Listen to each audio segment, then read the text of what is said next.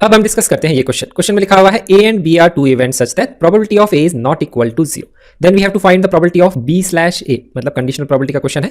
यहाँ पे दो पार्ट्स हैं इस क्वेश्चन के। पार्ट वन में लिखा हुआ है A is a subset of B, तो यहाँ पे हम दोनों पार्ट्स को करेंगे वन बाय वन करके सॉल्व। तो probability of B slash A को हम फॉर्मूले से डिफाइन कर सकते हैं, probability of B intersection A upon probability of A. तो फर्स्ट पार्ट में लिखा हुआ है A is a subset of B, तो इसको हम यहाँ पे डायग्राम से समझ लेते हैं। ये सपोज हमारा टोटल सैंपल स्पेस है, इसमें दो इवेंट्स डिफाइन करी है ए और बी। तो इवेंट बी इस तरह से है, जो इवेंट ए है वो उसका सबसेट है, मतलब उसका एक पार्ट है। तो यहां से आप नोटिस कर सकते हैं अगर मैं ए इंटरसेक्शन बी को डिफाइन करूं या बी इंटरसेक्शन ए को डिफाइन करूं तो वैल्यू किसके बराबर आएगी, ए के बराबर आएगी। अब हमें पता है बी इंटरसेक्शन ए और इंटरसेक्शन बी सेम ही वैल्यू होती है, तो यहां पे मैं लिख सकता हूं this is nothing but B intersection A is A, तो इसको लिख सकता हूं प्रोबेबिलिटी ऑफ ए। तो probability of B slash A को लिख सकता हूं probability of A divided by probability of A. ये टर्म्स कैंसिल आउट हो जाएंगी, तो यहां पे ये वैल्यू आएगी 1 के बराबर। तो हमारे फर्स्ट पार्ट का आंसर है। सेकंड पार्ट में लिखा हुआ है ए इंटरसेक्शन बी की वैल्यू है 5 के बराबर। इसका रिप्रेजेंटेशन का मतलब है this is an empty set, और एम्प्टी सेट की प्रोबेबिलिटी क्या होती है, दैट इज इक्वल टू 0। तो probability of A intersection B अगर 0 है तो इसको लिख सकते हैं, क्योंकि A intersection B intersection A के बराबर होता है, तो probability of B intersection A को भी हम यहाँ पे 0 लिख सकते हैं। तो probability of B slash A को क्या लिखेंगे, यहाँ पे वैल्यू 0 आएगी अपॉन प्रोबेबिलिटी ऑफ ए, तो ये वैल्यू आएगी 0 के बराबर। तो ये आ जाएगा हमारे सेकंड पार्ट का आंसर। ध्यान रखिए सिमिलर टाइप से question probability of A slash B का भी बनाया जा सकता है, उसमें भी हम इस तरह से कॉन्सेप्ट अप्लाई करके क्वेश्चन को सॉल्व करेंगे। न्यूमरेटर का पार्ट तो सेम ही आएगा, A intersection B which is nothing but B intersection ए।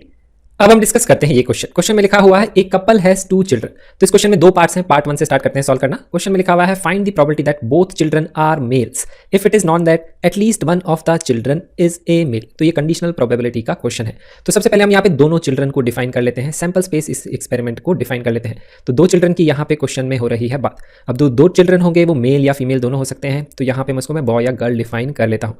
तो यहाँ पे मैं सैंपल स्पेस कैसे डिफाइन करूंगा, जो चाइल्ड 1 है वो या बॉय या गर्ल में से हो सकता है, चाइल्ड 2 भी बॉय या गर्ल में से एक हो सकता है। तो सैंपल स्पेस के एलिमेंट्स क्या आएंगे, बीबी, बीजी, जीबी एंड जीजी। तो ये हमारे सैंपल स्पेस के 4 एलिमेंट्स हैं। अब यहाँ पे मैं डिफाइन करना है क्वेश्चन में probability that both children are males, तो इसको मैं बोल देता हूँ इवेंट ई के बराबर, that is both children are males. और जो गिवन कंडीशन है वो हमें एफ दिया हुआ है, at least one of the children is a male. तो probability of E slash F को कैसे लिखेंगे, probability of E intersection F upon probability of F.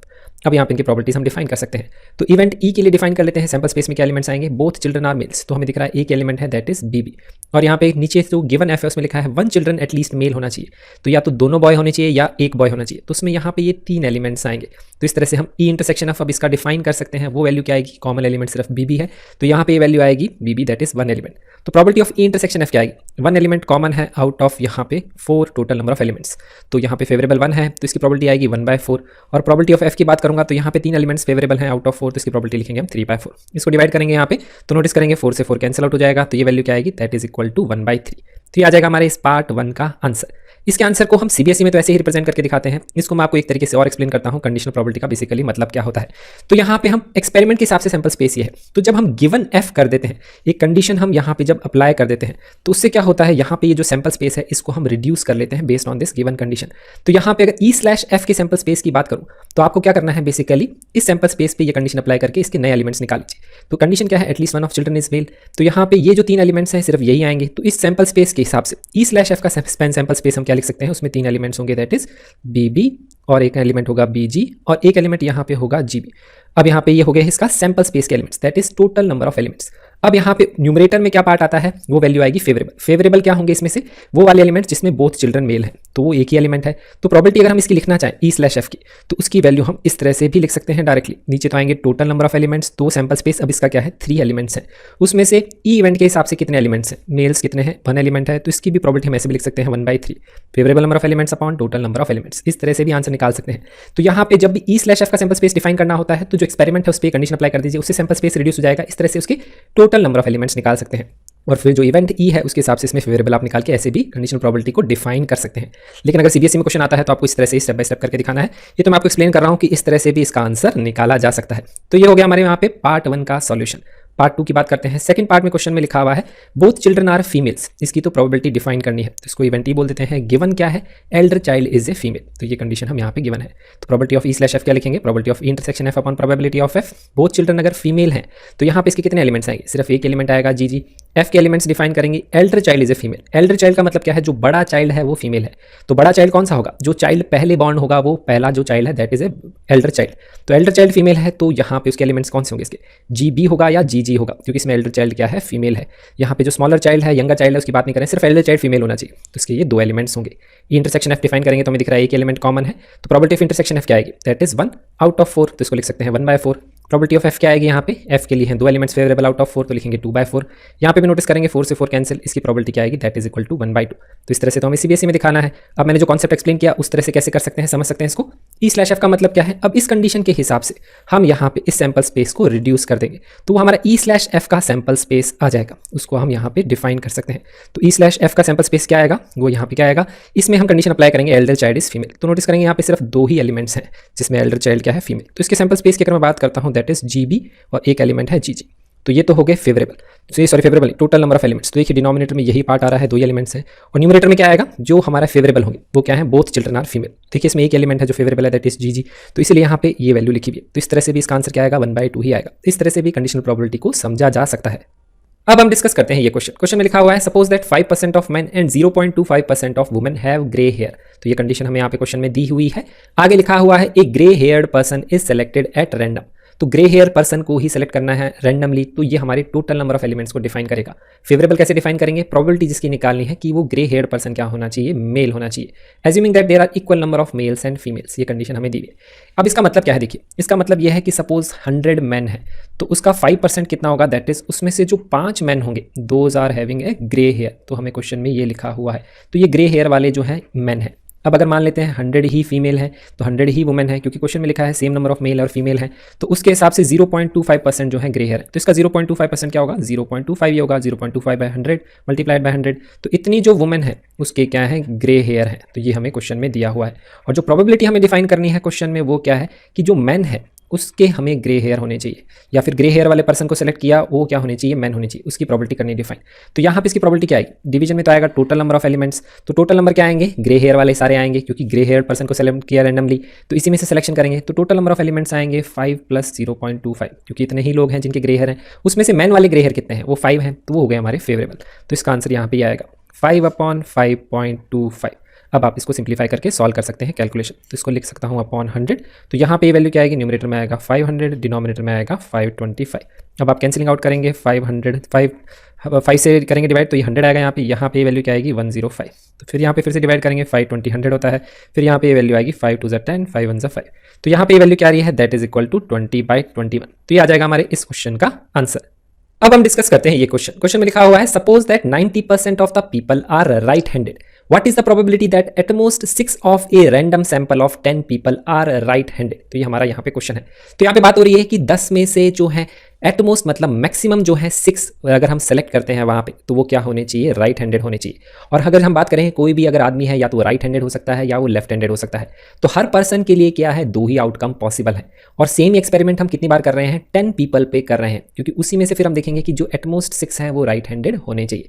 तो ये क्वेश्चन क्या है, बाइनोमियल डिस्ट्रीब्यूशन का ही क्वेश्चन है, क्योंकि सेम ही जो ट्रायल है वो रिपीट हो रहा है, तो इसका ये फॉर्मूला कॉन्सेप्ट हम करेंगे यूज। क्यों अप्लाई हो रहा है, देखिए अगर मैं यहाँ पे बात करता हूँ किसी भी एक पर्सन के बारे में, सैंपल ऑफ 10 पीपल में से he can be either right handed और लेफ्ट हैंडेड, तो यहाँ पे किसी भी पर्सन के लिए सैंपल स्पेस डिफाइन करेंगे तो क्वेश्चन के हिसाब से 2 ही पार्ट्स हैं उसके, राइट हैंडेड और लेफ्ट हैंडेड। तो ये क्या है, हम नोटिस कर सकते हैं ये क्या है, डाइकोटोमस एक्सपेरिमेंट ही है, इसके 2 ही आउटकम्स पॉसिबल हैं। अब यहाँ पे इसको अगर मैं बोल देता हूँ सक्सेस, तो ये हमारा क्या हो गया, फेलियर। तो इसकी प्रोबेबिलिटीज हम डिफाइन कर सकते हैं। सक्सेस की प्रोबेबिलिटी क्या है, probability of right handed people या पर्सन वो होना चाहिए, तो लिखा है 90% उसकी प्रोबेबिलिटी दी हुई है, तो यहाँ पे प्रोबेबिलिटी ऑफ सक्सेस डिफाइन कर सकते हैं 90/100 दैट इज 9/10। अब इसका सिर्फ दूसरा पार्ट फेलियर ही है, तो टोटल प्रोबेबिलिटी का सम तो 1 ही होगा सैंपल स्पेस में, तो फेलियर की प्रोबेबिलिटी क्या आएगी 1 - 9/10 दैट इज इक्वल टू 1/10। तो देखिए अब हर पर्सन के लिए सेम ही चीज़ रिपीट होगी, कोई भी आप 10 पर्सन को लाइन से अगर करेंगे सेम ही ट्रायल आप रिपीट करेंगे, तो बर्नौली ट्रायल्स उसको हम बोलते हैं, सेम ही ट्रायल अगर रिपीट करते हैं डाइकोटोमस एक्सपेरिमेंट में, तो हर पर्सन के लिए हम सक्सेस या फेलियर फिर वहाँ पे डिफाइन करेंगे। अब 10% का सैंपल है तो 10 बार हम सेम ट्रायल रिपीट करेंगे, तो नंबर ऑफ बर्नौली ट्रायल्स कितने हैं, n की वैल्यू है 10 के बराबर। अब यहाँ पे कैपिटल X जो है वो डिफाइन कर लेते हैं, वो डिफाइन करता है number of right handed people को। अगर तो यहाँ पे क्वेश्चन में लिखा है कि जो राइट हैंडेड पीपल है वो एटमोस्ट क्या होने चाहिए, 6 होने चाहिए। एटमोस्ट का बेसिकली मतलब क्या होता है, मैक्सिमम जो नंबर है वो 6 होना चाहिए। तो यहाँ पे ये सक्सेस को डिफाइन कर रहा है, या जो कैपिटल X की वैल्यू है वो मैक्सिमम 6 होनी चाहिए, मिनिमम कितनी हो सकती है, वो 0 हो सकती है कि कोई भी राइट हैंडेड नहीं है। तो यहाँ पे जो प्रोबेबिलिटी डिफाइन करनी है that is probability of X is less than equal to 6, क्योंकि इसकी वैल्यू 6 मैक्सिमम हो सकती है, उससे लेस वैल्यू होनी चाहिए। तो इसमें हम कैसे डिफाइन करेंगे, probability of X equal to 0 निकालेंगे, X equal to 1, X equal to 2 up till X equal to 6, और सबको हम कर देंगे ऐड। इस तरह से हम इसका आंसर निकाल सकते हैं। अब इसमें हमें एक और कंडीशन पता होती है कि बाइनोमियल डिस्ट्रीब्यूशन जो हम करते हैं नंबर ऑफ सक्सेस का, उसमें यहाँ पे प्रोबेबिलिटी डिस्ट्रीब्यूशन का कॉन्सेप्ट है कि सम ऑफ टोटल प्रोबेबिलिटी क्या होगा, वो 1 के बराबर होगा। तो मैक्सिमम केस क्या हो सकता है, कैपिटल एक्स की वैल्यू 10 हो सकती है। तो हम ये बोल सकते हैं कि x इक्वल टू 0 से लेकर के, अगर मैं यहाँ पे आगे इसको एक्सटेंड करता हूँ, x इक्वल टू 7 से लेकर के अप टिल मैक्सिमम कितना हो सकता है, x इक्वल टू 10। तो ये जो सम होगा ये वैल्यू किसके बराबर होगी, 1 के बराबर होगी।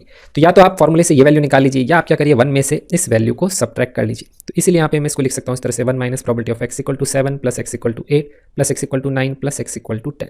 तो इस तरह से ये निकाला जा सकता है। अब हम यहाँ पे इसकी वैल्यू वैल्यूएट कर लेंगे। तो x इक्वल टू 7 का मतलब क्या है, 7 सक्सेस, क्योंकि राइट हैंडेड पीपल को हमने सक्सेस से डिफाइन किया है। तो ये नंबर ऑफ सक्सेस है, तो यहाँ पे वैल्यू क्या आती है, नंबर ऑफ ट्रायल्स में से कितनी सक्सेस की बात कर रहे हैं। तो 10 में से हम 7 सक्सेस की बात कर रहे हैं, तो इसके लिए आएगा 10c7। अब यहाँ पे आती है सक्सेस की पावर जितनी नंबर ऑफ सक्सेस है, तो सक्सेस की प्रोबेबिलिटी कितनी है, 9/10, उसकी पावर आएगी जितनी number of success that is 7। और जो फेलियर हो गया वो लेफ्ट हैंडेड हो गया, तो उसकी जो प्रोबेबिलिटी उसकी पावर आएगी रिमेनिंग 10 में से 7 ट्रायल तो यहाँ चले गए, तो रिमेनिंग 3 ट्रायल्स में क्या है, फेलियर, तो इसलिए 1/10 की पावर 3 आएगी। सिमिलर तरीके से इसके ले सकते हैं 10c8, सक्सेस की पावर 8, फेलियर की पावर 2, सम यहाँ पे 10 होना चाहिए। फिर 10c9, सक्सेस की पावर 9 और 1/10 की पावर बेसिकली क्या है, यहाँ लिखा हुआ है 1, दैट इज टोटल नंबर 10 होना चाहिए। फिर 10c10, सक्सेस 10 टाइम्स आ सकती है, तो फेलियर 0 टाइम आएगा। तो इस तरह से हम इसके आंसर को रिप्रेजेंट कर सकते हैं। तो यहाँ पे ये इस क्वेश्चन का आंसर है। अब हम डिस्कस करते हैं ये क्वेश्चन में लिखा हुआ है an urn contains 25 balls of which 10 balls bear a mark x and the remaining 15 bear a mark y। तो 25 बॉल्स गिवन है, 10 बॉल्स पे क्या है, मार्क x है, और 15 बॉल्स पे क्या है, मार्क y है। आगे क्वेश्चन में लिखा हुआ है a ball is drawn at random from the urn.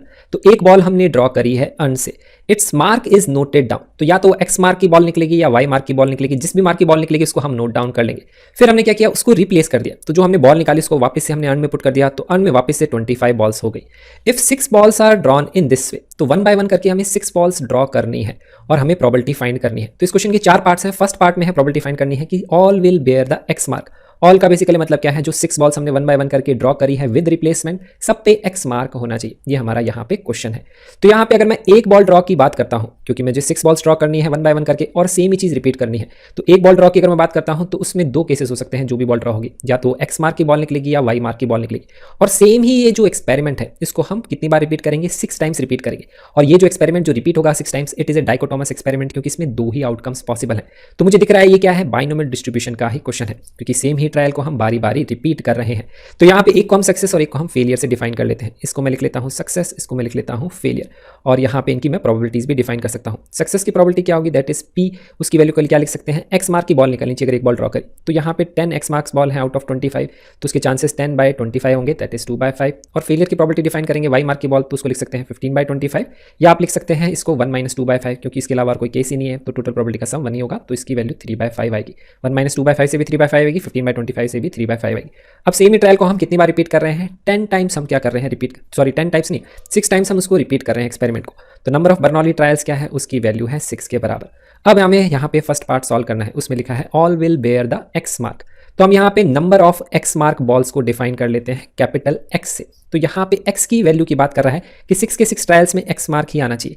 तो यहाँ पे जो एक्स की वैल्यू होगी वो कितनी होगी, 6 के बराबर होगी। इसकी हमें प्रोबेबिलिटी करनी है डिफाइन, तो इसको मैंने सक्सेस से डिफाइन किया है। तो ये फॉर्मूला क्या स्टेट करता है, अगर आपको ध्यान भी नहीं है तो मैं आपको एक्सप्लेन कर देता हूँ। तो इसको हम लिखते हैं एन में से कितने सक्सेस आ रही हैं, तो 6 में से कितनी सक्सेस है, वो वैल्यू 6 आ रही है, तो इसकी प्रोबेबिलिटी हम लिखते हैं 6c6। तो ये वैल्यू तो ऐसे लिखी जाती है। फिर यहाँ लिखते हैं प्रोबेबिलिटी ऑफ सक्सेस, वो कितनी है, दैट इज 2/5। उसकी पावर आती है जितनी बार ये सक्सेस रिपीट हो रही है, दैट इज 6। इस तरह से लिखते हैं। फिर यहाँ पे जो है प्रोबेबिलिटी ऑफ फेलियर लिखते हैं मल्टीप्लिकेशन में, दैट इज क्यू, वो यहाँ पे 3/5। उसकी पावर लिखते हैं टोटल कितने ट्रायल्स में से कितनी बार सक्सेस आ गई उसको सब्ट्रैक्ट करके, क्योंकि कितनी बार ही फेलियर आएगी, that is Y mark ball. तो इस तरह से इसका आंसर लिखा जाता है। 66 की वैल्यू 1 होती है, ये वैल्यू होगी 2/5 इज 0.4 रेज टू पावर 6, और ये 3/5 की power 0, that is also equal to 1। तो आएगा हमारे फर्स्ट पार्ट का आंसर 0.4 रेज टू पावर 6। अब सेकंड पार्ट के लिए हम सॉल्व करते हैं। सेकंड पार्ट में लिखा हुआ है not more than 2 will bear the Y mark. अब वाई की बात कर रहे हैं, तो number of Y mark balls को आप डिफाइन कर लीजिए कैपिटल वाई से, इससे डिफाइन कर लीजिए। एक्स की बात नहीं कर रहा है तो वाई की बात कर लेते हैं, या फिर आप इसमें क्या है इस तरह से कैलकुलेशन आसानी से होगी। तो अब यहाँ बोल रहा है नॉट मोर देन 2, मतलब यहाँ पे क्या है, वाई की वैल्यू 2 हो सकती है, वाई मार्क बॉल की 1 भी हो सकती है, 0 भी हो सकती है, 2 से ज़्यादा नहीं हो सकती। तो यहाँ पे कैपिटल वाई की जो वैल्यू है that is less than equal to 2, उसके लिए हमें प्रोबेबिलिटी डिफाइन करनी है। तो इसके 3 केसेस पॉसिबल है, या तो कैपिटल वाई की वैल्यू 0 हो या 1 हो या 2 हो, तीनों की प्रोबेबिलिटीज को हम ऐड करके आंसर निकालेंगे। कैपिटल वाई इक्वल टू 0 के लिए कैसे आंसर निकालेंगे, इस फॉर्मूले को कैसे मैंने अप्लाई किया था अभी आपको एक्सप्लेन किया। 6 में से 0 टाइम्स क्या आना चाहिए, वाई बॉल आनी चाहिए, तो आप उसको लिख लीजिए यहाँ पे 6C0, इस तरह से रिप्रेजेंट कर लीजिए आप यहाँ पे। अब यहाँ पे ये जो दो रिमेनिंग वैल्यूज है इसको मैंने कैसे लिखा है, देखिए वाई मार्क की बॉल जो है 0 टाइम्स आ रही है, तो यहाँ पे वाई मार्क की जो प्रोबेबिलिटी है उसकी पावर आएगी 0, और जो एक्स मार्क की प्रोबेबिलिटी है वो 6 टाइम्स आएगी, क्योंकि अगर ये 0 टाइम्स आ रही है तो उसकी प्रोबेबिलिटी की पावर लिखेंगे हम 6। इस तरह से ये फॉर्मूला अप्लाई किया जाता है। तो यहाँ पे अगर मैं इसकी वैल्यू लिखूंगा तो क्या आएगा, 6 में से 1 टाइम्स क्या आ रहा है, वाई मार्क की बॉल आ रही है, तो इसको लिखेंगे हम 6C1, फिर वाई मार्क की प्रोबेबिलिटी की पावर 1, क्योंकि 1 टाइम ही वाई आ रहा है, और जो 2/5 है दैट इज एक्स की जो प्रोबेबिलिटी उसकी पावर क्या आएगी, रिमेनिंग जो 5 ट्रायल्स है उसमें वो आएगा, तो उसमें 6 - 1 या 5 आप यहाँ पे लिख सकते हैं। सिमिलर तरीके से वाई इक्वल टू 2 के लिए लिखना है तो हम क्या लिखेंगे, 6 में से 2 ट्रायल्स में वाई आ रहा है तो 6C2 लिखेंगे पहले, तो फिर वाई मार्क की प्रोबेबिलिटी लिखेंगे, ये जो वैल्यू है 2 क्योंकि 2 ही बार वाई आ रहा है, फिर एक्स की प्रोबेबिलिटी की पावर लिखेंगे यहाँ पे क्योंकि 4 बार फिर एक्स आएगी बॉल। तो इस तरह से हम इसको लिख सकते हैं। बाय हार्ड ये फॉर्मूला याद रखने की जरूरत नहीं, कैसे अप्लाई किया ये क्लियर होना चाहिए। सक्सेस फेलियर से कोई फर्क नहीं पड़ता है। अगर इस केस में मैं बोलना चाहूँ तो इसको अगर मैं सक्सेस बोल दूँ तो इसको फेलियर बोल दूँ, तो इस तरह से आपको याद करने की जरूरत नहीं है, कैसे अप्लाई किया वो समझना जरूरी है। सक्सेस फेलियर आप किसी को भी डिफाइन कर सकते हैं। तो अगर मैं इस केस की बात करूँ तो y इक्वल टू 0 ये क्या डिनोट करता है, 0 टाइम्स फेलियर ये डिनोट करता है, क्योंकि अगर मैंने x को सक्सेस बोला है तो ये फेलियर हो गया।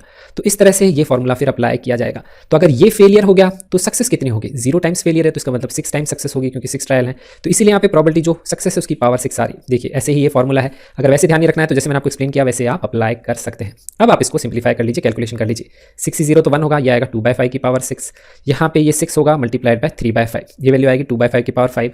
6C2 की वैल्यू होती है 15, ये आएगा 3/5 का whole square 2/5 raise to power 4।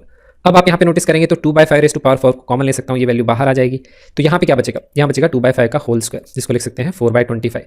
यहाँ से पावर 4 बार आएगी तो यहाँ 2/5 बचेगा, यहाँ 3/5 बचेगा, यहाँ 6 बचेगा, तो 6 36 अपॉन में क्या आएगा 25। फिर यहाँ क्या आएगा, ये तो बाहर आ जाएगा, ये 9 बाय आएगा 25 मल्टीप्लाइड बाय 15, तो 9 मल्टीप्लाइड बाय 15 होता है 135 अपॉन 25।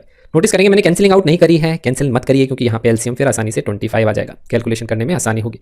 तो यहाँ पे ये 25 तो एलसीएम आ जाएगा, न्यूमरेटर में आएगा 135 + 4 139 + 36 तो 145 175 आ जाएगा, अपॉन 25 वो वैल्यू होती है 7, मल्टीप्लिकेशन में आएगा 2/5 रेज़ टू पावर 4। ये आ जाएगा हमारे पार्ट नंबर 2 का आंसर। अब देखते हैं इसका पार्ट नंबर 3, उसमें लिखा हुआ है at least 1 ball will bear the Y mark. तो यहाँ पे जो वाई की है वो लिखा हुआ है एटलीस्ट 1 पे आना चाहिए वाई मार्क। एटलीस्ट 1 का बेसिकली मतलब क्या होता है, मिनिमम। तो मिनिमम 1 बॉल में क्या आना चाहिए, वाई मार्क आना चाहिए। तो मिनिमम अगर 1 है तो इसका मतलब मैक्सिमम कितना हो सकता है, 6 टाइम्स हो सकता है। तो यहाँ पे वाई की जो वैल्यू है ग्रेटर देन इक्वल टू 1 होनी चाहिए, उसकी प्रोबेबिलिटी हमें करनी है डिफाइन। इसको डिफाइन करने के लिए हम ये वाला कॉन्सेप्ट यूज करते हैं, टोटल सम प्रोबेबिलिटी का क्या होता है 1। उसका कॉन्सेप्ट क्या है बेसिकली कि अगर Y greater than equal to 1 के लिए निकालना है तो इस तरह से जब क्वेश्चंस बनते हैं तो आपको ये ध्यान रखना है कि जितने भी टोटल पॉसिबल केसेस होते हैं सबकी प्रोबेबिलिटी का सम क्या होता है 1 होता है। तो टोटल प्रोबेबल केसेस क्या हो सकते हैं, वाई इक्वल टू 0 हो सकता है, या वाई इक्वल टू 1 हो सकता है, या वाई की वैल्यू आपके लिए कितनी हो सकती है, that is equal to probability of Y equal to 6। तो ये जो टोटल प्रोबेबिलिटी का सम है दैट इज इक्वल टू 1 होता है। तो अगर हमें यहाँ पे ग्रेटर देन इक्वल टू 1 निकालना है, मतलब 1 निकालना है, 2 निकालना है, 3 निकालना है, अप टिल 6 यहाँ तक का हमें एडिशन करना है। तो उसका फास्ट तरीका क्या होता है, 1 में से प्रोबेबिलिटी ऑफ वाई माइनस 0 इसको राइट में ले जाकर सब्ट्रैक्ट कर देते हैं, तो इसको हम ऐसे भी लिख सकते हैं। अब इसको कैसे डिफाइन करेंगे, 6 में से 0 टाइम्स वाई आना चाहिए तो इसको लिखेंगे हम 6C0, फिर जो वाई की प्रोबेबिलिटी है उसकी पावर आएगी 0 क्योंकि वो 0 टाइम्स ही आ रहा है, और एक्स की जो प्रोबेबिलिटी है उसकी पावर आएगी 6 क्योंकि 6 ट्रायल्स में वो एक्स ही आएगा। तो इसको सिंप्लीफाई कर लेंगे, इस तरह से कैलकुलेशन कर सकते हैं। तो यहाँ पे वैल्यू आएगी 1 - 2/5 रेज़ टू पावर 6, क्योंकि ये भी 1 है ये भी 1 है, तो इस तरह से भी आंसर छोड़ सकते हैं, या फिर आप 2 की पावर 6 और 5 की पावर 6 डिफाइन करके एलसीएम ले लीजिए, लेकिन जनरली ऐसे भी आंसर एक्सेप्टेबल होता है। तो ये क्या हमारा पार्ट नंबर 3 का आंसर। अब पार्ट नंबर 4 में लिखा हुआ है the number of balls with X mark and Y mark are equal. तो कैपिटल वाई और कैपिटल एक्स की वैल्यू जो है वो इक्वल है। मतलब क्या है, जितने भी ट्रायल्स है उसमें से जितनी एक्स की बॉल मार्क की निकलेगी उतनी वाई की निकलेगी। तो 6 में से अगर एक्स और वाई मार्क की बॉल इक्वल निकलेगी मतलब वाई की वैल्यू भी 3 होगी, एक्स की वैल्यू भी 3 होगी, क्योंकि वाई को मैंने डिफाइन किया number of Y mark ball से। तो जो प्रोबेबिलिटी डिफाइन करनी है उसको आप लिख सकते हैं probability of Y equal to 3 define करनी है। तो कैसे डिफाइन करेंगे, 6 में से 3 टाइम्स वाई है तो लिखेंगे 6C3, फिर वाई की जो प्रोबेबिलिटी उसकी पावर आएगी ये दैट इज 3, फिर यहाँ पे एक्स की जो प्रोबेबिलिटी 2/5 उसकी पावर आएगी रिमेनिंग दैट इज 6 - 3, या फिर वो जितनी बार आ रहा है दैट इज 3। इस तरह से इसका आंसर लिख सकते हैं। अब 6C3 की वैल्यू आप लिख लेंगे तो वैल्यू होती है that is equal to 20। Calculation आप कर लीजिएगा, इसको मैंने सिंपली एक्सपेंड किया, 3/5 को 3 टाइम्स मल्टीप्लाई, 2/5 को 3 टाइम्स मल्टीप्लाई।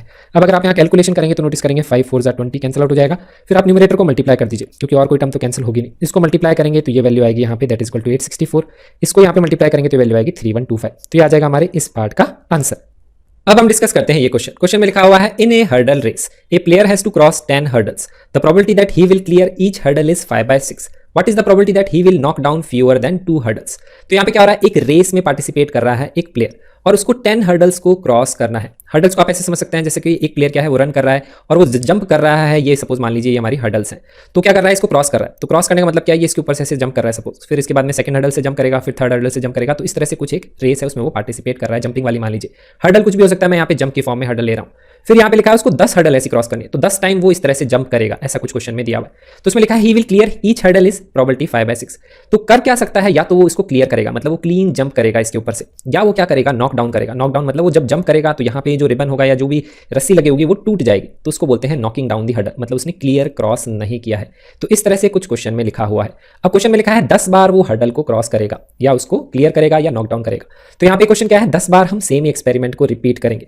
तो इसलिए क्या है, ये एक किस तरह का क्वेश्चन है, बाइनोमियल डिस्ट्रीब्यूशन का क्वेश्चन है। अब बाइनोमियल डिस्ट्रीब्यूशन का क्वेश्चन क्यों है, क्योंकि हर बार जो हर्डल को या तो क्लियर कर सकता है नॉक कर सकता है, तो हर हर्डल के लिए क्या है, ये एक डाइकोटोमस एक्सपेरिमेंट है। उसकी क्या है, दो ही आउटकम पॉसिबल है। तो हर हर्डल के लिए सैंपल स्पेस डिफाइन करेंगे, या तो क्लियर करेगा या वो नॉक करेगा हर्डल को, और 10 बार क्या करना है, उसे सेम ही एक्सपेरिमेंट या जो सेम ही ट्रायल है वो रिपीट करना है। तो क्लियर हर्डल को अगर मैं सक्सेस बोल देता हूं, तो नॉक हर्डल को मैं बोलूंगा यहाँ पे फेलियर। किसी को भी सक्सेस फेलियर से डिफाइन कर सकते हैं, फर्क नहीं पड़ता है। तो हर हर्डल के लिए सक्सेस की प्रोबेबिलिटी क्या है, दैट इज क्लियरिंग हर्डल की प्रोबेबिलिटी क्या है, उसकी वैल्यू क्वेश्चन में गिवन है 5/6। तो फेलियर या नॉकिंग डाउन द हर्डल की प्रोबेबिलिटी क्या होगी, that is probability of failure. क्यों, उसको क्या लिखेंगे, टोटल प्रोबेबिलिटी का सम 1 होगा, क्योंकि दो ही केसेस पॉसिबल हैं। तो 1 में से सक्सेस की प्रोबेबिलिटी सब्ट्रैक्ट कर देंगे, दैट इज 1/6। अब 10 हर्डल क्रॉस कर रहा है, तो नंबर ऑफ बर्नौली ट्रायल्स क्या है, 10। वो 10 टाइम सेम ही चीज रिपीट कर रहा है। अब क्वेश्चन में डिफाइन करना है कि नंबर ऑफ हर्डल्स जो नॉक्ड है उसकी प्रोबेबिलिटी से रिलेटेड क्वेश्चन है। तो इसकी वैल्यू को मैं लिख लेता हूं x के बराबर। अब आप नोटिस करेंगे मैंने जो सक्सेस है उसको यहां पे क्लियर से डिफाइन किया है, नॉक से डिफाइन नहीं किया, उससे कोई फर्क नहीं पड़ता है। आपको यहाँ पे फेलियर की प्रोबेबिलिटी निकालनी है, कोई फर्क नहीं पड़ता है, it is just a notation. आप इस चीज का ध्यान रखिए, जिसको भी आप डिफाइन करेंगे फॉर्मुला कैसे अप्लाई करना है मैं ऑलरेडी प्रीवियस क्वेश्चन में एक्सप्लेन कर चुका हूँ, यहाँ पे मैं फिर से एक्सप्लेन कर दूंगा। तो यहाँ पे जो x की वैल्यू है वो लिखी हुई है knock down less than 2 hurdles. तो जो x की वैल्यू है वो लेस देन 2 है, इसका मतलब x की क्या क्या पॉसिबल वैल्यूज हो सकती हैं, या तो वो एक भी हर्डल को नॉक नहीं, एक भी हर्डल को नॉक नहीं करेगा, या 1 हर्डल को वो नॉक करेगा। तो x की वैल्यू या तो 0 हो सकती है या x की वैल्यू 1 हो सकती है। दोनों की प्रोबेबिलिटी निकाल के हम ऐड करके आंसर निकाल लेंगे। अब यहाँ पे इसकी वैल्यू लिखते हैं, तो 10 में से वो क्या कर रहा है, 0 हर्डल को नॉक कर रहा है। तो यहाँ पे हम इसका आंसर कैसे लिख सकते हैं, 10 में से C 0, इस तरह से ये वैल्यू लिखेंगे। अब नॉक कितनी कर रहा है, 0 हर्डल, तो जो नॉक की प्रोबेबिलिटी है उसकी पावर 0 आएगी, और जो यहाँ पे सक्सेस या क्लियर की प्रोबेबिलिटी है वो 10 टाइम्स क्या करेगा, फिर वो क्लियर करेगा, तो उसकी पावर आएगी यहाँ पे 10। इस तरह से ये फॉर्मूला अप्लाई हम करते हैं। अब यहाँ पे लिखा है कि वो एक हर्डल को नॉक करेगा, तो उसको मैं लिख लूंगा यहाँ पे 10 में से 1 हर्डल नॉक करेगा, तो उसके लिए लिखेंगे हम यहाँ पे 10C1। फिर जो हर्डल के नॉक की प्रोबेबिलिटी है उसकी पावर क्या आएगी, 1, क्योंकि एक ही बार वो नॉक कर रहा है, और जो क्लियर हर्डल की प्रोबेबिलिटी उसकी पावर क्या आएगी, 9। तो 1 में से जो बच गया है 10 में से, दैट इज 10 - 1 9। इस तरह से हम इसको इवैल्यूएट कर सकते हैं, दोनों प्रोबेबिलिटी को ऐड कर देंगे तो आंसर आ जाएगा। ये वैल्यू होती है 1, ये वैल्यू 1, तो ये 5/6 की पावर 10 आएगा। 10C1 होता है 10, और ये 1/6, ये लिख लिया 10/6, ये 5/6 की पावर 9। अब 5/6 की पावर 9 कॉमन आ जाएगा, तो यहाँ बचेगा सिर्फ 5/6, यहाँ बचेगा 10/6। एलसीएम ले लेंगे तो 15/6 आएगा, जिसको कैंसिलिंग आउट करेंगे तो ये वैल्यू आएगी 5/2, और मल्टीप्लिकेशन में आएगा 5/6⁴ 9। तो ये आ जाएगा हमारे इस क्वेश्चन का आंसर। अब हम डिस्कस करते हैं ये क्वेश्चन में लिखा हुआ है, a die is thrown again and again until 3 6s are obtained. Find the probability of obtaining the third 6 in the 6th throw of a die. तो जब यहाँ पे लिखा हुआ है कि डाई को तब तक ही थ्रो करना है जब तक 3 6s नहीं आ जाते हैं। हमें पता है डाई में 6 ही आउटकम्स पॉसिबल होते हैं, नंबर 1 से लेकर के नंबर 6।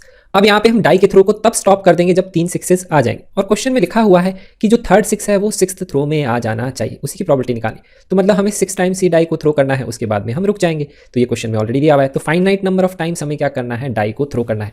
तो ये चीज़ हमें यहाँ पे समझ में आती है। तो डाई को हम कितनी बार थ्रो कर रहे हैं ये तो आपको क्लियर हो गया होगा, दैट इज थ्रो 1 करेंगे, फिर थ्रो 2 करेंगे, फिर यहाँ पे नेक्स्ट क्या होगा, दैट इज थ्रो 3 करेंगे, फिर नेक्स्ट क्या करेंगे, हम थ्रो 4 करेंगे, फिर नेक्स्ट हम थ्रो 5 करेंगे, फिर नेक्स्ट हम 6th टाइम क्या करेंगे, उसको थ्रो करेंगे। और यहाँ पे क्वेश्चन में लिखा हुआ है 6th थ्रो में थर्ड 6 आ जाना चाहिए। तो यहाँ पे तो डेफिनेटली 6 आना चाहिए, हमें क्वेश्चन में दिया हुआ है, ये हमें यहाँ पे क्लियर है।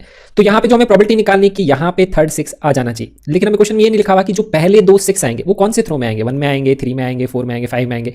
तो इस तरह से कोई भी अगर हम एक सिंपल केस डिफाइन करें, वन ऑफ द केसेस वहाँ पे क्या होगा अगर मैं लिखना चाहूँ तो वन ऑफ द केस मैं वहाँ पे ले लेता हूँ कि जो सपोज थ्रो 1 में 6 आ जाता है और थ्रो 4 में 6 आ जाता है, ये मैं वहाँ पे डिफाइन कर लेता हूँ कि यहाँ पे 2 जगह 6 आ गया है। तो इसके अलावा थर्ड 6 इसमें से कहीं पे भी नहीं आना चाहिए, क्योंकि थर्ड 6 फिक्स है, वो कहाँ पे आना चाहिए, थ्रो नंबर 6 में। क्योंकि अगर थर्ड 6 पहले आ गया तो हम पहले रुक जाएंगे, फिर हम 6 बार थ्रो कैसे करेंगे, यही क्वेश्चन में लिखा हुआ है। तो इसका मतलब क्या है, अगर इन दो में मैं फिक्स कर देता हूं कि रिमेनिंग 2 6s आ रहे हैं, तो जो ये थ्रो 2, थ्रो 3 और थ्रो 5 है, यहाँ पे क्या है, इसका मतलब 6 फिर नहीं आएगा। तो यहाँ पे मैं लिखना चाहूँ तो ऐसे लिख सकता हूँ, दैट इज 6 बार, मतलब 6 नहीं आएगा, फिर यहाँ पे भी क्या है 6 नहीं आएगा, फिर यहाँ पे भी क्या है 6 नहीं आएगा। तो ये हमारा यहाँ पे ये क्वेश्चन में दिया हुआ है। तो हमें इसकी प्रोबेबिलिटी निकालने की थ्रो 6 में 6 आना चाहिए। तो आप नोटिस करेंगे तो ये वाला जो पार्ट है ये तो फिक्स है, इसके लिए हमें कोई प्रोबेबिलिटी का इन्वॉल्वमेंट नहीं है, क्योंकि यहाँ पे तो हमने आउटकम को फिक्स कर दिया है। लेकिन अगर इन 5 थ्रोज की मैं बात करूँ तो इसमें फिक्स नहीं है लेकिन सिर्फ ये फिक्स है कि 2 बार 6 आने चाहिए या 3 बार 6 नहीं आने चाहिए, लेकिन कौन से थ्रो में 6 आएगा, कौन से थ्रो में 6 नहीं आएगा, ये हमें नहीं पता है। So this is our question. तो यहाँ पे इस क्वेश्चन को हम बाइनोमियल डिस्ट्रीब्यूशन के कॉन्सेप्ट से आसानी से सॉल्व कर सकते हैं, क्योंकि आप नोटिस करिए सेम ही एक्सपेरिमेंट को आप बारी बारी रिपीट कर रहे हैं 5 बार। 6th टाइम का जो है आउटकम वो फिक्स्ड है, तो इसमें 5 नंबर ऑफ बर्नौली ट्रायल्स ही होंगे। देखिए क्वेश्चन को कैसे करेंगे सॉल्व। तो यहाँ पे एक सिंगल डाई के थ्रू की अगर मैं बात कर रहा हूँ तो उसमें 2 ही आउटकम्स पॉसिबल हैं, या तो नंबर 6 आएगा या नंबर 6 नहीं आएगा, मतलब रिमेनिंग 5 नंबर्स वहाँ पे आएंगे। यही तो यहाँ पे हर थ्रो में यही आउटकम्स हमने डिफाइन किए हैं, और हमने थ्रो किया है 5 टाइम्स। ध्यान रखिए 5 टाइम्स थ्रो ही किया है, क्योंकि 6 का फिक्स है, तो इसलिए हम 5 नंबर ही यहाँ पे रिपीट करेंगे, 5 टाइम्स ही सेम ट्रायल को रिपीट करेंगे। तो यहाँ पे 2 टाइम्स आना चाहिए नंबर 6। ये हमारा क्वेश्चन यही है कि इसी की प्रोबेबिलिटी निकालनी है। अगर क्वेश्चन में लिखा probability of obtaining third 6 in the 6th throw of the die, it is similar to probability की 2 बार 6 आना चाहिए अगर मैं 5 बार थ्रो करता हूं तो यहाँ पे क्या कर रहे हैं हम, सेम एक्सपेरिमेंट है, डाइकोटोमस, 2 ही आउटकम पॉसिबल है, उसको कितनी बार रिपीट करें, 5 बार रिपीट कर रहे हैं, और 2 बार नंबर 6 आना चाहिए। तो ये हमारे क्या हो गए, फेवरेबल, या इसको हम बोल देते हैं सक्सेस। तो 2 बार सक्सेस रिपीट होनी चाहिए। तो नंबर 6 को सक्सेस से डिफाइन कर लेते हैं, फेलियर को डिफाइन कर लेते हैं नंबर 1 से लेकर के 5, या 6 नहीं आना चाहिए। अब हम यहाँ पे सेम ही ट्रायल को 5 बार रिपीट कर रहे हैं, तो नंबर ऑफ बर्नौली ट्रायल्स को मैं बोल सकता हूँ दैट इज इक्वल टू 5। तो वो हमारी n की वैल्यू है। प्रोबेबिलिटी ऑफ सक्सेस कैसे डिफाइन करेंगे, यहाँ पे एक ही नंबर 6 है आउट ऑफ टोटल 6 आउटकम्स, तो प्रोबेबिलिटी ऑफ सक्सेस है 1/6। यहाँ पे 5 फेवरेबल आउट ऑफ 6 है, तो प्रोबेबिलिटी ऑफ फेलियर है 5/6। क्योंकि वैल्यू ऐसे भी निकाल सकते हैं 1 - 1/6 दैट इज ऑल्सो 5/6। अब यहाँ पे क्वेश्चन में जो प्रोबेबिलिटी है कि 2 टाइम्स नंबर 6 आना चाहिए, तो 6 को अगर मैंने सक्सेस बोला है तो क्वेश्चन हमारा ये है कि प्रोबेबिलिटी निकालनी है 2 बार सक्सेस आनी चाहिए। तो हमारा क्वेश्चन क्या है, probability of x equal to 2 define करना है। तो कैसे डिफाइन करते हैं, 5 में से 2 टाइम सक्सेस है, तो लिखते हैं 5 से 2। फिर सक्सेस की पावर आती है, जितनी बार सक्सेस आ रही है दैट इज 2, तो सक्सेस की प्रोबेबिलिटी की पावर क्या आएगी 1/6 रेज़ टू पावर 2। फेलियर की प्रोबेबिलिटी की पावर क्या आएगी, 5 में से 2 बार सक्सेस है, तो रिमेनिंग 3 बार क्या होगा फेलियर, तो उसको 5 - 2 लिख सकते हैं। इसी तरह से ये फॉर्मूला अप्लाई करते हैं। अब सिंप्लीफाई कर लेते हैं, तो ये 10 आएगा, ये 1/6 स्क्वायर आएगा, ये 5³ आएगा। तो इसको आप सिंप्लीफाई करेंगे, कैलकुलेशन आप यहाँ पे कर लीजिएगा, कैंसिलिंग आउट आपको यहाँ पे करनी पड़ेगी। ये 625/23328 आएगा। कैंसिलिंग आउट आप कैसे कर सकते हैं, ये वाला जो 6 स्क्वायर है इसको आप लिख लीजिए 6 × 6, तो यहाँ पे आएगा 2 5 10, 2 3 6, तो ये 5 की पावर 4 आएगा, वो 625 होता है। और यहाँ पे 6³ को 6 से मल्टीप्लाई करेंगे, फिर 3 से मल्टीप्लाई करेंगे तो 23328 आएगा। तो ये आ जाएगा हमारे इस क्वेश्चन का आंसर। अब हम डिस्कस करते हैं ये क्वेश्चन में लिखा हुआ है if a leap year is selected at random what is the chance that it will contain 53 Tuesdays. तो लीप ईयर का अगर हमने रैंडमली सिलेक्शन किया तो वहां पे लीप ईयर में 53 ट्यूसडेज होने चाहिए, इसकी प्रोबेबिलिटी हमें करनी है डिफाइन। तो लीप ईयर का देखिए बेसिकली मतलब क्या होता है, लीप ईयर एक ऐसा ईयर होता है जिसमें 366 डेज होते हैं, फरवरी में 29 डेज होते हैं, तो एक्स्ट्रा डे ऐड हो जाता है, तो इसलिए 365 + 1 366 डेज होते हैं। अब क्वेश्चन में 53 ट्यूसडेज की बात करें तो आप नोटिस करिए कि हर वीक में एक बार ट्यूसडे आता है। तो मैं क्या कर सकता हूं, पहले number of weeks he define कर लेता हूं कि यहाँ पे कितने आएंगे, तो उसके हिसाब से नंबर ऑफ ट्यूसडेज हमें पता लग जाएंगे कितने, डेफिनेटली नंबर ऑफ ट्यूसडेज यहाँ पे आएंगे ही आएंगे। तो यहाँ पे मैं नंबर ऑफ वीक्स डिफाइन करूंगा, तो इसके लिए मैं क्या करूंगा, इसको 7 से डिवाइड कर लेता हूं, क्योंकि 7 डेज इन ए वीक होते हैं। तो 7 से अगर आप इसको डिवाइड करेंगे तो यहाँ पे इसका क्वेश्चन तो 52 आएगा, रिमाइंडर आएगा 2। तो 52 × 7 क्या डिनोट करेगा कि 52 तो वीक्स आएंगे, तो 52 वीक्स आएंगे मतलब हर वीक में एक ट्यूसडे आता है, तो 52 ट्यूसडेज तो आएंगे ही आएंगे, क्योंकि 52 वीक्स हैं। कोई भी लीप ईयर लेंगे उसमें 52 ट्यूसडेज डेफिनेटली आएंगे, लेकिन जो रिमेनिंग 2 एक्स्ट्रा डेज आ रहे हैं उसके बारे में हम ये नहीं बोल सकते कि वहां पे ट्यूसडे आएगा नहीं आएगा, क्योंकि अगर यहाँ पे भी ट्यूसडे आ जाता है तो 53 ट्यूसडे हो जाएंगे, अगर यहाँ ट्यूसडे नहीं आएगा तो सिर्फ 52 ट्यूसडे ही रहेंगे। तो क्वेश्चन यही है कि ये जो नंबर जो है 2 एक्स्ट्रा डेज, इसके हिसाब से हम डिफाइन करेंगे कि प्रोबेबिलिटी कैसे निकालेंगे। तो प्रोबेबिलिटी का डिफाइन करनी है लीप ईयर कंटेन 53 ट्यूसडेज, तो इसको हम लिख सकते हैं that is equal to probability कि 1 ऑफ एक्स्ट्रा डेज क्या है वो ट्यूसडे के बराबर, that is this extra day. अब ये जो रिमेनिंग 2 एक्स्ट्रा डेज हैं ये क्या आ सकते हैं, देखिए अब यहाँ पे रिमेनिंग 2 एक्स्ट्रा डेज क्या आएंगे, कॉन्जिक्यूटिव आएंगे, एक के बाद दूसरा दिन ही आएगा, जो लास्ट के 2 डेज हैं। तो उसको हम कैसे लिख सकते हैं, अगर पहला डे मंडे होगा तो दूसरा डे डेफिनेटली ट्यूसडे होगा, तो या तो ये 2 डेज ऐसे हो सकते हैं, या फिर ये डेज हो सकते हैं ट्यूसडे वेडनेसडे, या फिर ये डेज हो सकते हैं वेडनेसडे थर्सडे, या फिर ये डेज हो सकते हैं थर्सडे फ्राइडे, या फिर ये डेज हो सकते हैं फ्राइडे सैटरडे, या फिर ये डेज हो सकते हैं सैटरडे संडे। अगर फिर से आगे जाएंगे तो फिर क्या आएगा, यहाँ पे नेक्स्ट पॉसिबल केस एक और हो सकता है, दैट इज या फिर ये डे हो सकते हैं संडे मंडे। तो ये जो है टोटल 7 केसेस पॉसिबल हैं किस केस में, रिमेनिंग 2 डेज के लिए। तो इसमें से कोई भी एक आउटकम पॉसिबल है, तो इसमें से हम वो लेंगे फेवरेबल जिससे क्या होगा 52 + 1 यहाँ पे ट्यूसडे हो जाना चाहिए। तो आप नोटिस करेंगे तो इसमें से जो है टोटल में से 2 आउटकम्स ऐसे हैं जिसको अगर मैं यहाँ पे इन डेज को अलॉट कर देता हूँ, या तो मंडे ट्यूसडे या ट्यूसडे वेडनेसडे, तो उस केस में क्या होंगे 53 ट्यूसडेज हो जाएंगे। तो 7 में से 2 आउटकम ऐसे हैं जो फेवरेबल हैं, क्योंकि ये जो 7 है यही रैंडम हो सकता है यहाँ पे। तो टोटल इतने ही पॉसिबल केस हैं, उसमें से ये फेवरेबल हैं क्योंकि इसी से 53 ट्यूसडेज हो रहे हैं। तो यहाँ पे इस प्रॉपर्टी को मैं डिफाइन कर सकता हूँ फिर कि यहाँ पे 2 तो हो गए फेवरेबल आउटकम्स, तो वो तो हो गए यहाँ पे ये वाले, और यहाँ पे टोटल नंबर ऑफ आउटकम्स कितने हैं 7। तो हमारे यहाँ पे इसकी प्रोबेबिलिटी का आंसर क्या है, दैट इज इक्वल टू 2/7। अब हम डिस्कस करते हैं ये क्वेश्चन में लिखा हुआ है an experiment succeeds twice as often as it fails, find the probability that in the next 6 trials there will be at least 4 successes. तो यहाँ पे जो एटलीस्ट वर्ड है ये डिनोट करता है कि मिनिमम 4 सक्सेस होनी चाहिए, ये हमारा यहाँ पे क्वेश्चन है। तो ये तो डायरेक्ट क्वेश्चन है बाइनोमियल डिस्ट्रीब्यूशन का, तो हम ये फॉर्मूला यूज करके क्वेश्चन को सॉल्व करेंगे। अब एक एक्सपेरिमेंट को हम रिपीट कर रहे हैं 6 बार, तो यहाँ पे बाइनोमियल ट्रायल्स को रिप्रेजेंट करता है। तो एक्सपेरिमेंट के लिए हम यहाँ पे डिफाइन कर लेते हैं सक्सेस और फेलियर की प्रॉपर्टी। तो यहाँ पे सैंपल स्पेस के दो पार्ट्स हैं और इसमें हमें डिफाइन किया गया है कि जो सक्सेस है वो ट्वाइस टाइम्स अकर कर रहा है और फेलियर अगर वन टाइम अकर कर रहा है उसका ट्वाइस सक्सेस अकर कर रहा है। तो फेलियर अगर एक्स टाइम्स अकर कर रहा है तो सक्सेस कितने टाइम्स अकर कर रहा है, 2 टाइम्स ऑफ एक्स। या फिर आप ये बोल सकते हैं कि अगर फेलियर की प्रोबेबिलिटी एक्स है तो सक्सेस की क्या है, उसकी डबल है, क्योंकि उसके डबल नंबर ऑफ आउटकम्स है। तो यहाँ पे हम ये बोल सकते हैं कि टोटल प्रोबेबिलिटी कितनी होती है सैंपल स्पेस की, 1 होती है। तो आप ये बोल सकते हैं 2x + x जो है वो 1 के बराबर होगा, तो x की वैल्यू 1/3 के बराबर आएगी। तो प्रोबेबिलिटी की वैल्यू हम कैसे डिफाइन कर सकते हैं, इसकी 2x होगी प्रोबेबिलिटी, दैट इज 2 टाइम्स 1/3, तो ये वैल्यू आएगी 2/3, और x की वैल्यू 1/3 है तो इसकी प्रोबेबिलिटी होगी 1/3। आप ऐसे भी बोल सकते हैं कि ये है x टाइम्स अकर कर रहा है, ये 2x टाइम अकर कर रहा है, तो टोटल 3x टाइम्स अकर कर रहे हैं। तो हमारे जो टोटल आउटकम्स हैं वो 3x हैं, उसमें से 2x हमारे फेवरेबल है सक्सेस के लिए, तो इसकी probability 2x/3x that is 2/3। Similar तरीके से इसकी प्रोबेबिलिटी x/3x आप ऐसे भी डिफाइन कर सकते हैं, उससे भी ये सेम ही आंसर आएगा। अब हमें क्वेश्चन में लिखा हुआ है 6 ट्रायल्स के लिए हम कर रहे हैं सेम ही चीज रिपीट। तो यहाँ पे क्या है, नंबर ऑफ बर्नौली ट्रायल्स क्या है, n की वैल्यू 6 के बराबर है। अब हमें यहाँ पे एटलीस्ट 4 सक्सेस की प्रोबेबिलिटी डिफाइन करनी है, तो कैपिटल X डिफाइन कर लेता हूँ equal to number of success, और उसकी मिनिमम वैल्यू है 4। मैक्सिमम वैल्यू कितनी हो सकती है, जितने नंबर ऑफ ट्रायल्स हैं दैट इज 6। तो हमें प्रोबेबिलिटी डिफाइन करनी है x greater than equal to 4 के लिए। तो x इक्वल टू 4 के लिए प्रोबेबिलिटी डिफाइन करेंगे, x इक्वल टू 5 के लिए डिफाइन करेंगे और x इक्वल टू 6 के लिए डिफाइन करेंगे, और तीनों प्रोबेबिलिटीज को अगर हम ऐड कर देंगे तो हमारे इस क्वेश्चन का आंसर आ जाएगा। अब हम सिंपली ये फॉर्मूला अप्लाई करेंगे और आंसर यहाँ पे निकालेंगे। तो फॉर्मूला कैसे अप्लाई करते हैं, 6 में से 4 टाइम सक्सेस है तो हम लिखते हैं यहाँ पे इसकी वैल्यू 64, और यहाँ पे जो सक्सेस की प्रोबेबिलिटी है उसकी पावर आती है जितनी बार सक्सेस हो रही है दैट इज 4, और फेलियर की प्रोबेबिलिटी वो आती है 6 में से आप ये नंबर हटा दीजिए 4 दैट इज इक्वल टू 2। या आप ये बोल सकते हैं अगर 4 टाइम सक्सेस है तो 2 टाइम फेलियर अकर कर रहा है तो फेलियर की प्रोबेबिलिटी की पावर आएगी 2। सिमिलर तरीके से x इक्वल टू 5 के लिए डिफाइन करेंगे, 5 सक्सेस है तो लिखेंगे 65 और लिखेंगे सक्सेस की प्रोबेबिलिटी की पावर 5, फेलियर की प्रोबेबिलिटी की पावर लिखेंगे 6 - 5 दैट इज 1। फिर यहाँ वैल्यू लिखेंगे तो वैल्यू आएगी 66। फिर यहाँ पे है सक्सेस की प्रोबेबिलिटी की पावर 6 और फेलियर 0 टाइम्स अकर कर रहा है तो फेलियर की प्रोबेबिलिटी की पावर 0, जिसको आप चाहें तो हटा के डायरेक्टली यहाँ 1 भी लिख सकते हैं। अब हम सिंपली इसको ऐड करके आंसर निकालेंगे। तो 64 की वैल्यू होती है 50, ये आएगा 2 की पावर 4, ये 3 की पावर 4, 3 की पावर 2, ये हो जाएगा 3 की पावर 6। 65 होता है 6, ये 2 की पावर 5, 3 की पावर 5, 3 की पावर 1, 3 की पावर 6 आएगा। 66 1 होता है, ये 2 की पावर 6 अपॉन 3 की पावर 6 आएगा। तो आप नोटिस कर सकते हैं डिनोमिनेटर में से 3 की पावर 6 कॉमन आ जाएगा, न्यूमरेटर में से मैं 2 की पावर 4 को कॉमन ले सकता हूँ, तो यहाँ सिर्फ बचेगा 15। तो यहाँ से 2 की पावर 4 कॉमन आएगा तो यहाँ बचेगा 2, 6 मल्टीप्लाइड बाय 2 होता है 12, यहाँ पे 2 का स्क्वायर बचेगा तो वैल्यू होती है 4। अब इसको आप ऐड कर दीजिए, 15 + 12 27 + 4 31, तो ये हमारा आंसर आ जाएगा। इसको एक तरीके से और रिप्रेजेंट कर सकते हैं कि ये जो 3 की पावर 6 है इसको आप ऐसे लिख लीजिए, दैट इज 3 की पावर 4 मल्टीप्लिकेशन में 3 स्क्वायर, और ये जो 3 स्क्वायर है इसको इससे यहाँ पे ले जाइए 31/9 लिख लीजिए, और ये 2 की पावर 4 अपॉन 3 की पावर 4 आएगा जिसको लिख लेंगे 2/3 ऐसे भी इसका आंसर रिप्रेजेंट किया जा सकता है। अब हम डिस्कस करते हैं ये क्वेश्चन में लिखा हुआ है how many times must a man toss a fair coin so that the probability of having at least one head is more than 90%। ये हमारा क्वेश्चन है। तो हम क्या कर रहे हैं, फेयर कॉइन को टॉस करे जा रहे हैं, और हम यहाँ मान रहे हैं कि हमें नहीं पता है कितनी बार हमें टॉस करना है। तो नंबर ऑफ टाइम्स हम जो टॉस मान रहे हैं उसको मान लेते हैं कि फेयर कॉइन को हमने n टाइम्स किया है टॉस। तो हर टॉस में क्या होंगे, सिर्फ 2 ही आउटकम पॉसिबल होंगे। तो एक सिंगल टॉस के लिए अगर मैं डिफाइन करूंगा सैंपल स्पेस तो उसमें 2 ही पार्ट होंगे, हेड और टेल। और ये क्या है, एक डाइकोटोमस एक्सपेरिमेंट हो गया क्योंकि इसके 2 ही आउटकम्स पॉसिबल है यहाँ पे सैंपल स्पेस में।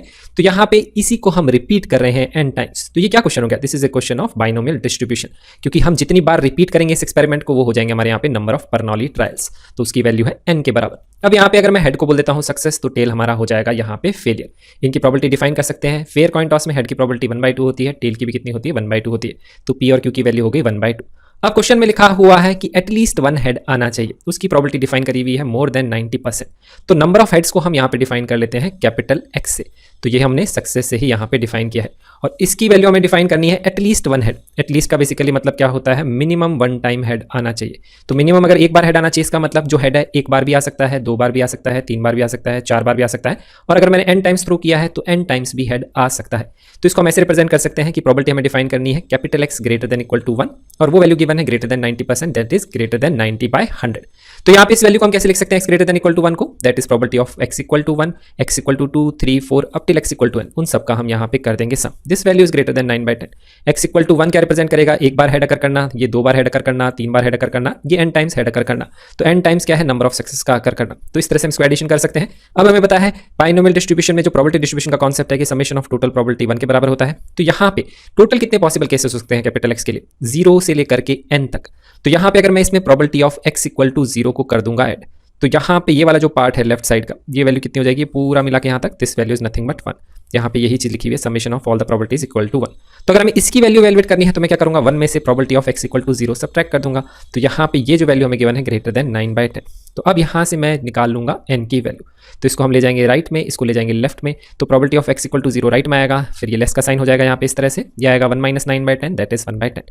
अब probability of x equal to 0 define कर लेंगे 0 सक्सेस के लिए, तो n में से 0 सक्सेस है तो इसके लिए लिखेंगे फॉर्मूला NC0। फिर सक्सेस की जो प्रोबेबिलिटी है उसकी पावर 0 क्योंकि 0 टाइम्स सक्सेस आ रही है। फिर फेलियर की प्रोबेबिलिटी की पावर आएगी n नंबर ऑफ ट्रायल्स में से 0 टाइम्स जो सक्सेस है उसको डिलीट कर देंगे यहाँ पे, तो n - 0 लिखेंगे, या ये बोल सकते हैं 0 टाइम्स सक्सेस है तो n टाइम्स फेलियर है तो फेलियर की प्रोबेबिलिटी की पावर n यहाँ पे आएगी। अब NC0 की वैल्यू तो होती है 1 के बराबर, ये भी होता है 1, तो ये 1/2 की पावर n आएगा लेस देन 1/10, तो 2 की पावर n यहाँ ले जाएंगे, 10 यहाँ ले जाएंगे तो इसे आएगा 2 की power n is greater then 10। तो यहाँ से अब हम n की वैल्यू को कर सकते हैं डिफाइन। तो यहाँ पे अगर आप n को अब नोटिस करेंगे तो n की वैल्यू हम क्या ले सकते हैं, तो n है नंबर टाइम्स जितनी बार हमने थ्रो किया, तो n की वैल्यू ऐसे लेनी है कि 2 की पावर n जो है 10 से बड़ा आना चाहिए। तो यहाँ पे अगर मैं n की वैल्यू 1 लूंगा तो ये 2 आएगा, ये 10 है उससे बड़ा नहीं है, 2 लूंगा, 3 लूंगा, 4 लूंगा। ध्यान रखना ये जरूरी है कि नेचुरल नंबर ही हो सकता है, क्योंकि थ्रो जो करेंगे या तो एक बार करेंगे या 2 बार या 3 बार या 4 बार ऐसे करेंगे, नेगेटिव तो हो नहीं सकता, फ्रैक्शन में हो नहीं सकता। तो यहाँ पे n की क्या वैल्यू लूँ, अगर मैं 3 लूंगा तो 8 आएगा, वो भी 10 से बड़ा नहीं है। लेकिन अगर मैं यहाँ पे n की वैल्यू ले लूंगा 4 या मैं ले लूंगा 5 या मैं ले लूंगा 6, इस तरह से अगर मैं कोई भी वैल्यू लूंगा, क्योंकि 2 की पावर 4 हो जाएगा 16, वो 10 से बड़ा ही है। तो अगर मैं n की वैल्यू यहाँ पे बोल देता हूँ दैट इज ग्रेटर देन 4 अगर हम ले लेते हैं, तो उस केस में हमेशा क्या आएगा आंसर, ये हमेशा सेटिस्फाई करेगा। तो ये प्रोबेबिलिटी जो है 90/100 से हमेशा बड़ी आएगी। तो हमारे इस क्वेश्चन का आंसर क्या होगा कि n की वैल्यू ग्रेटर देन 4 भी हो सकती है, और यहाँ पे ध्यान रखिए ये इक्वल टू 4 भी हो सकता है, क्योंकि 4 के लिए भी क्या है, ये वैल्यू 10 से बड़ी है। So this is our answer कि अगर हम यहाँ पे कॉइन को टॉस करेंगे 4 या 4 से ज्यादा नंबर ऑफ टाइम्स पे, तो उस केस में प्रोबेबिलिटी क्या आएगी, ये 90/100 से बड़ी ही आएगी। अब हम डिस्कस करते हैं ये क्वेश्चन में लिखा हुआ है in a game a man wins a rupee for a 6 and loses a rupee for any other number when a fair die is throw. तो फेयर डाई में कितने आउटकम्स आ सकते हैं, 1 से लेकर के 6 तक नंबर आ सकता है। तो जो गेम मैन प्ले कर रहा है उसमें अगर उसका आउटकम 6 आता है तो ही विल विन 1 रूपी। अगर उसका आउटकम 6 नहीं आता है, बाकी 5 में से कोई भी नंबर आता है, then he will lose a rupee. आगे क्वेश्चन में लिखा हुआ है the man decided to throw a die thrice, 3 बार वो डाई को करेगा throw, but to quit as and when he gets a 6। इसका मतलब क्या है कि मैन जो गेम में पार्टिसिपेट कर रहा है वो जब डाई को थ्रो कर रहा है, अगर सपोज फर्स्ट थ्रो में उसका 6 आ जाता है तो वो वहीं पे क्विट कर देगा, उसके बाद में वो और थ्रोज नहीं करेगा। लेकिन अगर सेकंड चांस में 6 आया, फर्स्ट में नहीं आया, तो वो क्या करेगा, डाई को 2 बार थ्रो करेगा। अगर पहले दोनों थ्रो में 6 नहीं आया तो 1 बार और थ्रो करेगा, उससे ज्यादा बार वो थ्रो नहीं कर सकता है, ये क्वेश्चन में लिखा हुआ है। तो यहाँ पे एक डाई को 3 बार थ्रो कर रहा है man, and he will quit when he will get a number 6। आगे हमें क्वेश्चन में निकालना है the expected value of the amount he wins और ही लूजेस। तो एक्सपेक्टेड वैल्यू का बेसिकली मतलब क्या होता है, expectation, expected value, mean value, इसका मतलब आपको मीन निकालना है यहाँ पे। तो मीन एक्सपेक्टेशन का फॉर्मूला यूज करेंगे समेशन ऑफ xi pxi, और यहाँ पे ये जो x है ये डिनोट करता है कि यहाँ पे किसकी एक्सपेक्टेड वैल्यू आप निकाल रहे हैं। तो यहाँ पे निकाल रहे हैं expected value amount he wins और लूजेस। तो यहाँ पे जो कैपिटल एक्स हम डिफाइन करेंगे अमाउंट गेन या अमाउंट लॉस से हम उसको डिफाइन कर लेते हैं। अब xi का मतलब क्या है, x के डिफरेंट केसेस आपको डिफाइन करने पड़ेंगे, और pxi का मतलब क्या है, यहाँ पे उससे रिलेटेड उसकी प्रोबेबिलिटीज डिफाइन करनी पड़ेगी। तो इस तरह से हम डिफाइन करेंगे x की डिफरेंट वैल्यूज के लिए हम यहाँ पे डिफरेंट प्रोबेबिलिटीज डिफाइन करेंगे, फिर उसका हम मल्टीप्लिकेशन करेंगे कॉरस्पॉन्डिंग वैल्यूज का, और उसको अगर हम ऐड करेंगे तो हमें उसकी मीन वैल्यू मिल जाएगी। अब जो x की वैल्यू है वो यहाँ पे क्या है, अमाउंट कितना गेन करेगा या अमाउंट कितना लूज करेगा।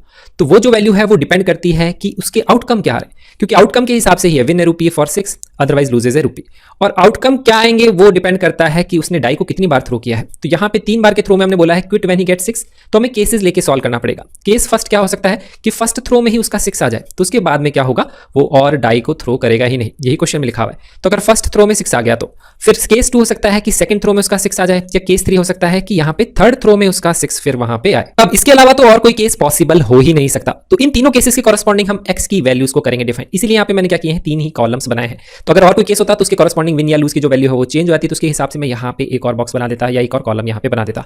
तो यहाँ पे पहले केस को डिस्कस करते हैं, 6 अगर फर्स्ट थ्रो में आ जाता है तो यहाँ पे इससे रिलेटेड उसकी प्रोबेबिलिटी क्या होगी वो हम यहाँ पे डिफाइन कर सकते हैं। फर्स्ट थ्रो में 6 आने की प्रोबेबिलिटी क्या होगी, अगर हम एक बार डाई को थ्रो करते हैं उसमें नंबर 6 आने की प्रोबेबिलिटी क्या होगी, 1 is favourable outcome out of 6, probability will be 1/6। और इस केस में अगर मैं बात करूं अमाउंट गेन या लूज की, तो यहाँ पे क्वेश्चन में लिखा हुआ है win A rupee for a 6, तो अगर एक ही थ्रो कर रहे हैं और उसमें 6 आ रहा है तो इस केस में क्या करेगा, ही विल विन 1 रूपी। तो इसके कॉरस्पॉन्डिंग अब यहाँ पे टेबल में वैल्यू लिख सकते हैं 1 रूपी के विन के लिए, तो यहाँ पे प्रोबेबिलिटी कितनी है 1/6। तो इस तरह से यहाँ पे वैल्यूज करेंगे डिफाइन। तो देखिए मीन के जनरली जो क्वेश्चन होते हैं उसमें ये वैल्यूज हमें गिवन होती है, इसमें हम ये वैल्यूज डिफाइन करेंगे केसेस लेके, फिर उसके बाद में हम यहाँ पे क्या करेंगे, उसका मल्टीप्लिकेशन करके मीन की वैल्यू निकालेंगे।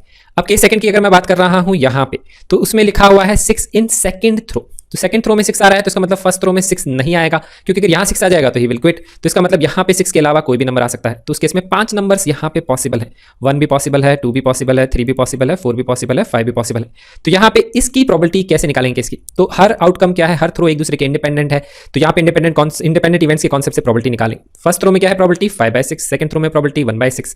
तो अगर मैं यहाँ पे इन वैल्यूज को मल्टीप्लाई कर दूंगा तो मुझे मिल जाएगी इसकी किस केस में प्रोबेबिलिटी। तो इस केस में प्रोबेबिलिटी कितनी आएगी, 5/6 मल्टीप्लाइड बाय 1/6, तो वैल्यू आएगी 5/36।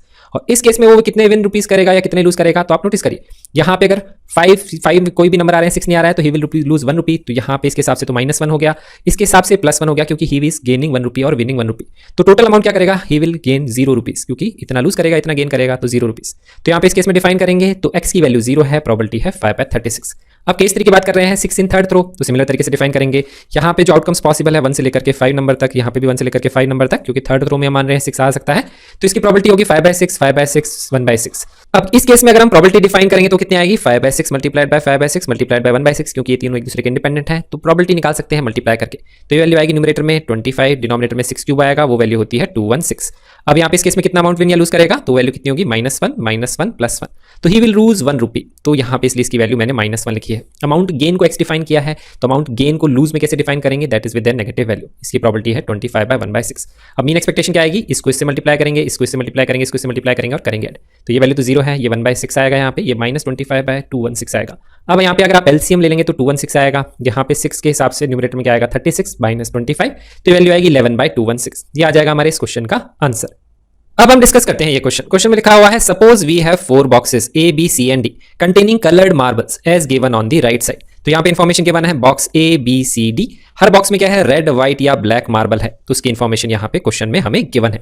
आगे क्वेश्चन में लिखा है one of the boxes has been selected at random, तो यहाँ पे क्या है, रैंडमनेस इन्वॉल्व है, कोई भी बॉक्स हम सेलेक्ट कर सकते हैं, so this will define one of the events given in the question. तो और यहाँ पे आगे क्वेश्चन में लिखा हुआ है a single marble is drawn from it. अब जो मार्बल है उसके बारे में हमें नहीं पता है कौन से कलर का मार्बल हम ड्रॉ कर रहे हैं, तो वहां पे भी रैंडमनेस इन्वॉल्व है, तो यहाँ पे ये भी एक इवेंट को डिस्क्राइब करता है। तो यहाँ पे इवेंट 1 है, सेलेक्टिंग ए बॉक्स करेंगे, उसके बाद में हम क्या करेंगे, एक मार्बल को ड्रॉ करेंगे। आगे क्वेश्चन में लिखा हुआ है if the marble is red, इसका मतलब अगर हमने रेड मार्बल को ड्रॉ किया है तो हमें प्रोबेबिलिटी डिफाइन करनी है, it is drawn from box A, box B, box C. तो पहले बॉक्स ए के लिए डिस्कस करेंगे, सिमिलर तरीके से बॉक्स बी और बॉक्स सी का आंसर निकालें। तो आप नोटिस करिए यहाँ पे मार्बल रेड जो है वो यहाँ पे इस इवेंट के में जो है आउटकम वो डिफाइन कर रहा है, और यहाँ पे जो इवेंट 1 है उसमें जो है हमें बताना है कि कौन सा बॉक्स है जो हमने सेलेक्ट किया है, उसकी प्रोबेबिलिटी करनी है डिफाइन। तो कंडीशनल प्रोबेबिलिटी का क्वेश्चन है, लेकिन इसमें क्या है, कनेक्टेड सैंपल स्पेसेस है, ये एक अलग सैंपल स्पेस है, ये एक अलग सैंपल स्पेसेस को कनेक्ट किया गया है, तो ये क्या है, एक बेस थ्योरम का क्वेश्चन है।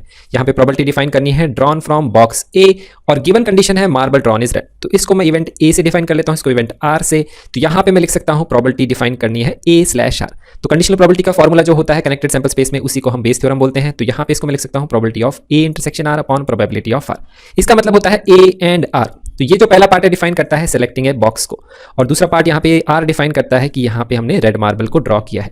तो अब जो सेलेक्टिंग ए बॉक्स है उसमें यहाँ पे क्या केसेस हो सकते हैं, 4 केसेस हो सकते हैं, या तो box A, box B, box C, box D, किसी को भी आप सेलेक्ट कर सकते हैं, और उसके कॉरस्पॉन्डिंग रेड मार्बल जो है बॉक्स ए से भी आ सकता है, बी से भी आ सकता है, सी से भी आ सकता है और डी से भी आ सकता है। लेकिन क्वेश्चन में लिखा हुआ है A/R, मतलब हमें पता है कि जो रेड मार्बल है वो यहाँ पे आ रहा है, लेकिन वो आना चाहिए ए से, उसकी यहाँ पे कंडीशनल प्रोबेबिलिटी करनी है डिफाइन। अब देखिए मैं आपको यहाँ पे फिर से एक्सप्लेन करता हूँ कि ये बेस थ्योरम का क्वेश्चन क्यों है, क्योंकि आप नोटिस करिए जो पहला वाला इवेंट है उसका जो सैंपल स्पेस है उसके यहाँ पे 4 पार्ट्स हैं। पार्ट ए यहाँ पे हो सकता है कि बॉक्स ए से हमने सिलेक्शन किया है, या बॉक्स बी का सिलेक्शन किया है, या बॉक्स सी का सिलेक्शन किया है, या बॉक्स डी का सिलेक्शन किया है। और जो सेकंड सैंपल स्पेस है उसकी हमने सिर्फ एक ही इवेंट कंसीडरेशन में ली है, कि हमने क्या किया है, यहाँ पे रेड मार्बल के सिलेक्शन की हम बात कर रहे हैं। तो यहाँ पे हमने क्या किया, इस सैंपल स्पेस को इस इवेंट से कनेक्ट किया है। तो यहाँ पे जो रेड मार्बल का सिलेक्शन है वो ए से भी आ सकता है, बी से भी आ सकता है, डी से भी आ सकता है और सी से भी आ सकता है। तो यहाँ पे देखिए कनेक्टेड सैंपल स्पेसेस हैं और इसमें हमने कंडीशनल प्रोबेबिलिटी अप्लाई करी है। तो this is a question of Bayes theorem. अब हम यहाँ पे इंडिविजुअल प्रोबेबिलिटीज को पहले कर लेते हैं डिफाइन। तो यहाँ पे सबसे पहले हम डिफाइन करते हैं सेलेक्टिंग एक बॉक्स की प्रोबेबिलिटीज की, प्रोबेबिलिटी ऑफ बॉक्स से क्या होगी। अब चारों के चारों बॉक्स इक्वली लाइकली सिलेक्शन की प्रोबेबिलिटीज है, तो यहाँ पे हम बोल सकते हैं प्रोबेबिलिटी ऑफ ए क्या होगी, दैट इज 1/4, क्योंकि 1 बॉक्स जो है फेवरेबल है ए आउट ऑफ 4 बॉक्सेस। सिमिलर तरीके से प्रोबेबिलिटी ऑफ बी भी 1/4 होगी, सी भी 1/4 होगी और डी भी 1/4 के बराबर होगी। अब यहाँ पे रेड मार्बल की ड्रॉ की प्रोबेबिलिटी डिफाइन कर लेते हैं based on the selection of box. तो रेड मार्बल अगर हमने बॉक्स से सिलेक्ट किया है तो उसकी प्रोबेबिलिटी डिफाइन कर लेते हैं प्रोबेबिलिटी ऑफ R/A। तो आप नोटिस करिए ए में कितने रेड मार्बल है, एक रेड मार्बल है टोटल 10 मार्बल्स में से, तो रेड की प्रोबेबिलिटी क्या होगी सिलेक्शन की, दैट इज 1/10। सिमिलर तरीके से रेड/बी को डिफाइन कर लेते हैं, अगर बॉक्स भी सिलेक्ट किया है तो रेड की प्रोबेबिलिटी कितनी होगी, तो बॉक्स बी में देखेंगे तो 6 रेड मार्बल है आउट ऑफ 10 मार्बल्स, तो इसकी प्रोबेबिलिटी आएगी 6/10। फिर बॉक्स सी की बात करेंगे तो यहाँ लिख सकते हैं प्रोबेबिलिटी ऑफ R/C। तो यहाँ पे सी बॉक्स में देखेंगे रेड मार्बल 8 है आउट ऑफ 10, तो इसकी प्रोबेबिलिटी लिखेंगे 8/10, और r/d डिफाइन करेंगे वो 0/10 आएगी क्योंकि इसमें कोई रेड मार्बल है ही नहीं। तो जब यहाँ पे क्वेश्चन में लिखा हुआ है कि मार्बल रेड है, तो इसमें अगर इस तरह से कोई बॉक्स है कि जिसमें मार्बल रेड है ही नहीं, तो आप चाहें तो उसको एज इट इज यहीं से हटा सकते हैं, क्योंकि ये तो सिलेक्शन फिर हो ही नहीं सकता है। तो उस केस में आप चाहें तो इस बॉक्स को हटा दीजिए यहाँ से और 3 ही बॉक्सेस को कंसिडरेशन में ले लीजिए, उससे भी आपका आंसर सही ही आएगा, उसमें भी कोई प्रॉब्लम नहीं है। लेकिन यहाँ पे लिखना के दिखाना है तो सही तरीका ये है कि इसकी प्रोबेबिलिटी लिख लेंगे हम 0/10। अब हम यहाँ पे सबसे पहले इसका न्यूमरेटर का पार्ट डिफाइन करते हैं। तो इसमें लिखा है ए एंड आर, तो ए एंड आर वाला कौन सा होगा, इसका इससे कनेक्शन, तो इसकी मल्टीप्लिकेशन थ्योरम से इसकी प्रोबेबिलिटी को करेंगे डिफाइन। अब डिफाइन करना है डिनोमिनेटर में लिखा है प्रोबेबिलिटी ऑफ रेड। रेड तो ए से भी आ सकता है, बी से भी आ सकता है, सी से भी आ सकता है, डी से भी आ सकता है, तो ए एंड आर भी हो सकता है, बी एंड आर भी हो सकता है, सी एंड आर भी हो सकता है, डी एंड आर भी हो सकता है। अब ये चारों के चारों क्या है, म्यूचुअली एक्सक्लूसिव है, आपको दिख रहे हैं चारों के चारों पार्ट्स डिफरेंट है, तो चारों की प्रोबेबिलिटी को ऐड करके हम यहाँ पे आंसर निकाल सकते हैं डिनोमिनेटर का। तो ये वैल्यूज मैंने कैसे लिखी है, ए एंड आर का मतलब क्या है, दिस मल्टीप्लाइड बाय दिस, तो ये 1/4 मल्टीप्लाइड बाय 1/10, क्योंकि probability of A multiplied by probability of r/a, that is using multiplication theorem of probability. फिर यहाँ पे बी एंड आर की प्रोबेबिलिटी डिफाइन करेंगे 1/4 multiplied by 6/10, C and R की probability होगी 1/4 multiplied by 8/10, D and R की probability होगी 1/4 multiplied bye 0/10। तो यहाँ पे हम ये वैल्यू लिख लेंगे। तो मैंने यही वैल्यूज लिखी है, न्यूमरेटर में तो इनका मल्टीप्लिकेशन है, डिनोमिनेटर में इसका मल्टीप्लिकेशन, इसका मल्टीप्लिकेशन, इसका मल्टीप्लिकेशन, इसका मल्टीप्लिकेशन, और सबको मैंने किया है ऐड। अब आप इसको सिंप्लीफाई करके आंसर यहाँ पे निकाल लीजिए। तो आप नोटिस करेंगे सबसे पहले यहाँ पे तो ये 4 4 4 ये कैंसिल आउट हो जाएगा, और ये जो 10 10 10 है ये भी यहाँ पे कैंसिल आउट हो जाएगा। तो यहाँ पे ये वैल्यू क्या आएगी, न्यूमरेटर में तो ये 1 आएगा, यहाँ पे आएगा 1, 6 और 8, तो ये आएगा 15। तो यहाँ पे वैल्यू आएगी 1/15 के बराबर। तो ये आ जाएगा हमारे फर्स्ट पार्ट का आंसर। अब हम डिस्कस करते हैं इसका नेक्स्ट पार्ट। तो नेक्स्ट पार्ट में लिखा हुआ है कि it is drawn from box B, उसकी हमें प्रोबेबिलिटी डिफाइन करनी है। गिवन है मार्बल इज रेड, तो उसको लिख सकते हैं प्रोबेबिलिटी ऑफ b/r, तो उसको लिखेंगे probability of b intersection r upon probability of r। तो यहाँ पे b एंड r जो है वो पार्ट आएगा न्यूमरेटर में, तो ये वाला पार्ट कौन सा है, 1/4 मल्टीप्लाइड बाय 6/10, और डिनोमिनेटर में रेड की प्रोबेबिलिटी है तो वो तो सेम ही आएगा, इसका इससे मल्टीप्लिकेशन प्लस इसका इससे मल्टीप्लिकेशन प्लस इसका इससे मल्टीप्लिकेशन प्लस इसका इससे मल्टीप्लिकेशन। सिर्फ न्यूमरेटर का पार्ट यहाँ पे बी एंड आर वाला आएगा। तो यहाँ पे भी आप सिमिलर तरीके से कैलकुलेशन कर सकते हैं। यहाँ पे 4 और ये जो 10 है ये वैल्यूज तो कैंसिल आउट हो जाएंगी कॉमन लेके, तो यहाँ पे न्यूमरेटर में 6 आएगा, डिनोमिनेटर में 15 आएगा, तो ये वैल्यू आएगी 6/15 के बराबर। अब हम डिस्कस करते हैं इसका थर्ड पार्ट, उसमें डिफाइन करना है कि probability that ball is drawn from box C given that the marble is red. तो यहाँ पे आएगा प्रोबेबिलिटी ऑफ c/r, जिसको लिख सकते हैं probability of c intersection r upon probability of r। C and R वाला जो पार्ट है न्यूमरेटर में आएगा, that is this multiplied by this, denominator में सबका वो एडिशन आएगा जैसे हमने प्रीवियसली किया। तो इसको अगर आप सिंप्लीफाई करेंगे तो इसमें भी सेम ही कैलकुलेशन होगी, तो आप नोटिस करेंगे ये जो वैल्यूज है यहाँ पे कैंसिल आउट हो जाएंगी। तो न्यूमरेटर में ये वैल्यू आएगी 8, डिनोमिनेटर में वही आएगा 15, तो इस केस में आंसर आएगा 8/15। और अगर आप इस पार्ट में नोटिस करेंगे a/r, b/r, c/r तीनों की प्रोबेबिलिटी स्क्वायर करेंगे तो 1 ही आएगा, क्योंकि इसके अलावा और कोई केस पॉसिबल ही नहीं है। प्रोबेबिलिटी ऑफ d/r निकालेंगे तो 0 ही आएगी, क्योंकि न्यूमरेटर में यहाँ पे इसका मल्टीप्लिकेशन करेंगे तो वो 0 ही आएगा। तो इस तरह से हम इनकी वैल्यूज को डिफाइन कर सकते हैं। अब हम डिस्कस करते हैं ये क्वेश्चन में लिखा हुआ है assuming that chances of a patient having a heart attack is 40%. It is also assumed that a medication and yoga course reduces risk of heart attack by 30% and prescription of certain drug reduces its chances by 25%. तो ये तो सिर्फ information question में given है। At a time a patient can choose any one of two options with equal probabilities. तो देखिए यहाँ पे प्रोबेबिलिटी का इन्वॉल्वमेंट आया है कि दोनों में से कोई भी कोर्स चूज कर सकता है पेशेंट, किसी भी एक टाइम पे उसकी इक्वल प्रोबेबिलिटी। तो कौन से कोर्सेज की बात हो रही है, मेडिटेशन एंड योगा कोर्स या फिर ड्रग के कोर्स की, मतलब वो ड्रग को चूज कर सकता है। तो दो टाइप के यहाँ पे डिफाइंड है। आगे क्वेश्चन में लिखा है it is given that after growing through one of two options the patient selected at random suffers A heart attack. तो इसमें लिखा हुआ है कि दोनों में से कोई भी ऑप्शन अगर एक पेशेंट सेलेक्ट करता है, ये हमें गिवन है कि पेशेंट को हार्ट अटैक आया है। हमें प्रोबेबिलिटी डिफाइन करनी है patient followed A course of meditation and yoga. तो इतना बड़ा क्वेश्चन दिख रहा है, टेंशन लेने की जरूरत नहीं, हम स्टेप बाय स्टेप सॉल्व करते हैं। सबसे पहले जो प्रोबेबिलिटी डिफाइन करनी है उसको आप यहाँ पे लिख लीजिए। तो प्रोबेबिलिटी डिफाइन करनी है patient followed meditation and yoga course, तो उसको मैं इवेंट E1 यहाँ पे बोल देता हूँ। और जो गिवन कंडीशन है उसको भी यहाँ नोट डाउन कर लेते हैं। गिवन क्या है, हम ये लिखा हुआ है कि पेशेंट को हार्ट अटैक आया ही आया है। अब देखिए पेशेंट को हार्ट अटैक आएगा या नहीं आएगा उसमें भी प्रोबेबिलिटी इन्वॉल्व है, क्योंकि चांसेस दिए हुए हैं। तो ये भी क्या है, अनसर्टेन ही है, लेकिन इसको हमने सर्टेन यहाँ पे कर दिया है, इसको हमने गिवन इन्फॉर्मेशन दी है। तो गिवन कंडीशन क्या है, पेशेंट सफर्स हार्ट अटैक, उसको मैंने H से डिफाइन कर लिया। तो प्रोबेबिलिटी में डिफाइन करनी है यहाँ पे E1/H। तो कंडीशनल प्रोबेबिलिटी का ये क्वेश्चन है जितना अभी तक मुझे समझ में आ रहा है। तो कंडीशनल प्रोबेबिलिटी का फॉर्मूला लिख लेंगे, वो होता है probability of E1 intersection H upon probability of H। अब यहाँ पे इसको नोटिस करिए, न्यूमरेटर में क्या लिखा हुआ है, E1 इंटरसेक्शन H। इसका बेसिकली मतलब क्या है, E1 का मतलब है meditation and yoga course and heart attack. तो मेडिटेशन योगा कोर्स का हार्ट अटैक से क्या रिलेशन है, इससे रिलेटेड क्वेश्चन में इंफॉर्मेशन दी हुई है कि यहाँ पे मेडिटेशन योगा कोर्स क्या कर रहा है, हार्ट रेट को रिड्यूस कर रहा है 30% से। और मेडिटेशन और योगा के अलावा और भी कोर्स की बात हो रही है, ड्रग की बात हो रही है, तो यहाँ पे भी क्या है, अनसर्टेनिटी इन्वॉल्व है। तो यहाँ पे क्या है, मेडिटेशन योगा कोर्स हो सकता है या फिर हो सकता है ड्रग का कोर्स। और क्योंकि डिनोमिनेटर में जब मैंने हार्ट अटैक लिखा हुआ है, तो ये जो हार्ट अटैक है ये दोनों से कनेक्टेड है। यहाँ पे ड्रग से भी कनेक्टेड है, मेडिटेशन योगा कोर्स से भी कनेक्टेड है। क्या वो सेलेक्ट करता है, उसके हिसाब से हार्ट अटैक की जो सर्टेनिटी है वो किसी एक फैक्टर से रिड्यूस हो रही है। तो मुझे दिख रहा है कि ये एक जो सिंगल इवेंट है हार्ट अटैक, उसको मैंने कनेक्ट किया है यहाँ पे एक सैंपल स्पेस से, जिसमें सिलेक्शन बात हो रही है किसकी, दोनों के यहाँ पे ऑप्शंस की, मेडिटेशन योगा कोर्स की या फिर ड्रग के यहाँ पे प्रिस्क्रिप्शन की।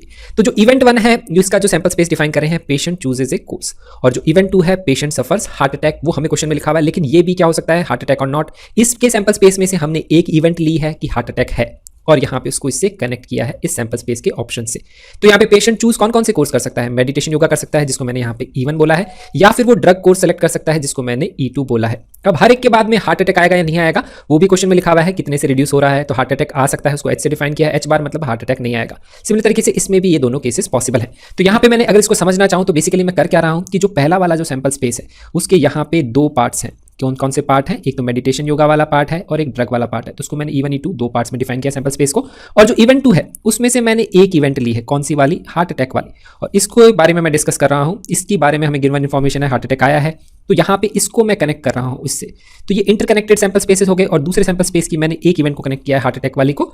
तो यहाँ पे ये इन्फॉर्मेशन गिवन है, इसकी जो प्रीवियस यहाँ पे इवेंट है उसकी प्रोबेबिलिटी करनी है हमें डिफाइन। तो इंटरकनेक्टेड सैंपल स्पेसेस में कंडीशनल प्रोबेबिलिटी, मतलब ये क्वेश्चन किसका हो गया, बेस थ्योरम का ही ये क्वेश्चन हो गया। तो ऐसे ही हम सॉल्व करेंगे इस क्वेश्चन को। तो यहाँ पे आप प्रोबेबिलिटीज डिफाइन कर लेते हैं। क्वेश्चन में लिखा हुआ है patient can choose any one of 2 options with equal probabilities, मतलब यहाँ पे E1 के सिलेक्शन की प्रोबेबिलिटी भी 1/2 है और E2 की भी क्या है 1/2 है। अब यहाँ पे हार्ट अटैक से यहाँ पे प्रोबेबिलिटीज डिफाइन कर लेते हैं, क्योंकि हार्ट अटैक की प्रोबेबिलिटी डिफाइन करनी है, वो E1 से भी आ सकता है, E2 से भी आ सकता है। तो प्रोबेबिलिटी ऑफ H/E1 यहाँ पे डिफाइन करते हैं। तो उसके लिए क्वेश्चन में इन्फॉर्मेशन गिवन है, chances of a patient having heart attack is 40%। तो अगर वो कुछ भी नहीं करता है तो 40% चांस है उसके कि उसको हार्ट अटैक आएगा। लेकिन आगे क्वेश्चन में लिखा हुआ है कि मेडिटेशन और योगा से क्या हो रहा है, हार्ट अटैक 30% से रिड्यूस हो जाता है। तो हार्ट अटैक 30% से रिड्यूस हो जाता है, मतलब इसका जो परसेंटेज है वो 30% से रिड्यूस हो जाएगा। तो अगर 40% चांस है हार्ट अटैक आने के, उसको मैं 30% से कैसे रिड्यूस करूंगा, मतलब मैं बोलूंगा 70% ऑफ दिस वैल्यू वो क्या होगा, हार्ट अटैक आने के चांस होंगे अगर वो E1 को फॉलो करता है। तो प्रोबेबिलिटी ऑफ H/E1 को क्या लिख सकता हूं, 70%, दैट इज 70/100, जिसको 0.7 लिख सकते हैं, मल्टीप्लाइड बाय 40%, दैट इज 40/100। तो उसको मैं लिख सकता हूं यहाँ पे 0.28 के बराबर। अब यहाँ पे अगर आपको ये चीज क्लियर नहीं है तो मैं आपको फिर से एक्सप्लेन करता हूं। तो पेशेंट के हार्ट अटैक होने के चांसेस क्या हैं, दैट इज 40% चांस है। तो इसमें ये ऑलरेडी प्रोबेबिलिटी है। लेकिन अगर मेडिटेशन योगा कोर्स करता है तो 30% से वो रिड्यूस हो जाती है। तो अगर मेडिटेशन योगा कोर्स नहीं करेगा तो उसके चांसेस अभी भी क्या रहेंगे, 40% रहेंगे। तो इसको अगर 30% से रिड्यूस करना है तो मतलब ये जो वैल्यू है, अगर मैं इसको बोल देता हूं यहाँ पे x, तो इसको 30% से रिड्यूस करिए, तो आप क्या बोलेंगे, x माइनस 30% ऑफ x। इसी तरह से हम रिड्यूस करते हैं, तो ये वैल्यू अगर आप निकालेंगे x कॉमन लेंगे तो ये क्या आएगा, 70% ऑफ x आएगा। तो इस तरह से मैंने वैल्यू इवैल्यूएट करी है, x हमारा क्या है 40/100, उसका 70%, तो ये वैल्यू मैंने लिखी है 0.28। तो इस तरह से हम ये वैल्यू इवैल्यूएट कर सकते हैं। सिमिलर तरीके से अगर मैं बात करता हूं ड्रग के बाद में अगर हार्ट अटैक आएगा तो उसके लिए यहाँ पे क्वेश्चन में लिखा है prescription of certain drug reduces its chances by 25%। तो प्रोबेबिलिटी ऑफ H/E2 अब हम यहाँ पे डिफाइन कर सकते हैं। 40% का हम क्या निकालेंगे, 1 - 25/100, दैट इज ऑफ 75%। तो 40% का 75% निकालेंगे तो आएगा 0.3। सिमिलर तरीके से यहाँ पे भी मैंने ये वैल्यू लिखी है। तो यहाँ पे जो ओरिजिनल है चांसेस वो क्या है 40%, उसको हम यहाँ पे मान लेते हैं सपोज y, उसको हम रिड्यूस कर रहे हैं यहाँ पे कितने से 25% से, तो y माइनस 25% ऑफ y, तो ये वैल्यू कितनी आएगी 75/100 ऑफ y। तो ये वैल्यू ही मैंने यहाँ पे लिखी है। तो इस तरह से हम ये वैल्यू को डिफाइन कर रहे हैं इन प्रॉपर्टीज को। अब ये आपको क्लियर हो गया होगा। अब हम यहाँ पे इसकी प्रॉपर्टीज को डिफाइन कर लेते हैं। तो न्यूमरेटर में लिखा है E1 एंड H, तो न्यूमरेटर का पार्ट क्या आएगा E1 एंड H, तो यहाँ पे ये आएगा this multiplied by this. Denominator में आएगा H, तो H जो है हार्ट अटैक E1 से भी आ सकता है और ये E2 से भी आ सकता है। तो ये E1 एंड H भी हो सकता है और E2 एंड H भी हो सकता है। अब ये दोनों पार्ट्स क्या है, म्यूचुअल एक्सक्लूसिव है, तो इनकी दोनों की प्रोबेबिलिटीज को ऐड करके हम आंसर निकालेंगे। अब हम यहाँ पे इस प्रोबेबिलिटी को कैसे डिफाइन कर सकते हैं, using multiplication theorem of probability से। तो इसको लिख सकते हैं probability of E1 multiplied by probability of H/E1। इसको लिख सकते हैं probability of E2 multiplied by probability of H/E2। तो न्यूमरेटर में तो यही वाला पार्ट यहाँ पे लिखा हुआ है। तो न्यूमरेटर में वैल्यू आएगी 1/2 मल्टीप्लाइड बाय 0.28, डिनोमिनेटर में 1/2 मल्टीप्लाइड बाय 0.28 आएगा प्लस 1/2 मल्टीप्लाइड बाय 0.3। तो अब यहाँ पे अगर आप नोटिस करेंगे तो ये वाली वैल्यूज तो जो 1/2 है कॉमन लेके कैंसिल हो जाएगा, तो ये आएगा 0.28, ये आएगा 0.58, ये पॉइंट कैंसिल आउट कर सकते हैं। 2 14s are 28, 2 29s are 58, तो ये आंसर आ जाएगा यहाँ पे 14/29 के बराबर। अब हम डिस्कस करते हैं ये क्वेश्चन में लिखा हुआ है if each element of a second order determinant is either 0 और 1 then what is the probability that the value of determinant is positive, assuming that individual entries of the determinant are chosen independently, each value being assumed with probability 1/2। तो यहाँ पे एक second order determinant की बात कर रहा है, उसका हर एक एलिमेंट 0 या 1 है। तो यहाँ पे अगर मैं सेकंड ऑर्डर डिटरमिनेंट को डिफाइन कर लेता हूँ A B C D इसमें एलिमेंट्स हैं, तो ये A B C और D जो है उसमें या तो 0 आ सकता है या 1 आ सकता है। तो इस तरह से ये डिफाइंड है। प्रॉबिलिटी हमें यहाँ पे डिफाइन करनी है कि डिटरमिनेंट की वैल्यू पॉजिटिव होनी चाहिए, तो वो यहाँ पे हमारे फेवरेबल केसेस को डिफाइन करेगा। सबसे पहले टोटल नंबर ऑफ केसेस क्या होंगे, जितने तरीके से आप डिटरमिनेंट बना सकते हैं यूजिंग दीज टू वैल्यूज। तो यहाँ पे हम नोटिस कर सकते हैं टोटल नंबर ऑफ वेज यहाँ पे क्या होंगे, यहाँ पे भी 0 या 1 आ सकता है, यहाँ पे भी 0 या 1, यहाँ पे भी 0 या 1, यहाँ पे भी 0 या 1। तो इसका बेसिकली मतलब क्या है, 4 बॉक्सेस उसको फिल करना है, यहाँ पे हर बॉक्स के लिए 2 ऑप्शंस हैं। तो टोटल नंबर ऑफ वेज जितने तरीके से डिटरमिनेंट बना सकते हैं वो क्या होगा, 2 multiplied by 2 multiplied by 2 multiplied by 2 that is equal to 16। तो यहाँ पे जो लिखा है ना, हर वैल्यू को इंडिपेंडेंटली चूज किया है, मतलब हर वैल्यू के लिए क्या है, 2 ऑप्शंस हैं। तो इस तरह से ही डिफाइंड है। तो यहाँ पे आगे क्वेश्चन में आप डिफाइन करेंगे फेवरेबल नंबर ऑफ वेज, वो यहाँ पे हो जाएंगे वो डिटरमिनेंट जिनकी वैल्यू होगी पॉजिटिव। तो अब इसके डिटरमिनेंट की वैल्यू डिफाइन करूंगा तो क्या आएगी, AD माइनस BC। तो यहाँ पे ये पॉजिटिव वैल्यू क्या आ सकती है, देखिए अब यहाँ पे वैल्यू ये 0 या 1 लिखी हुई है, तो यहाँ पे ये आंसर क्या आ सकता है पॉजिटिव, ये 1 के अलावा तो कोई आंसर आ ही नहीं सकता कि यहाँ पे ये वैल्यू आ जाए 1 और माइनस में यहाँ पे कर लूँ 0, तभी ये पॉजिटिव वैल्यू 1 आ सकती है। नहीं तो ये पॉजिटिव और कोई वैल्यू आ ही नहीं सकती, क्योंकि यहाँ पे जो 2 वैल्यूज उसमें 1 से बड़ी कोई वैल्यू है ही नहीं। तो यहाँ पे अब हम डिटरमिनेंट बनाने की कोशिश करेंगे, जितने तरीके से डिटरमिनेंट बना सकते हैं कि वैल्यू आनी चाहिए उसकी 1।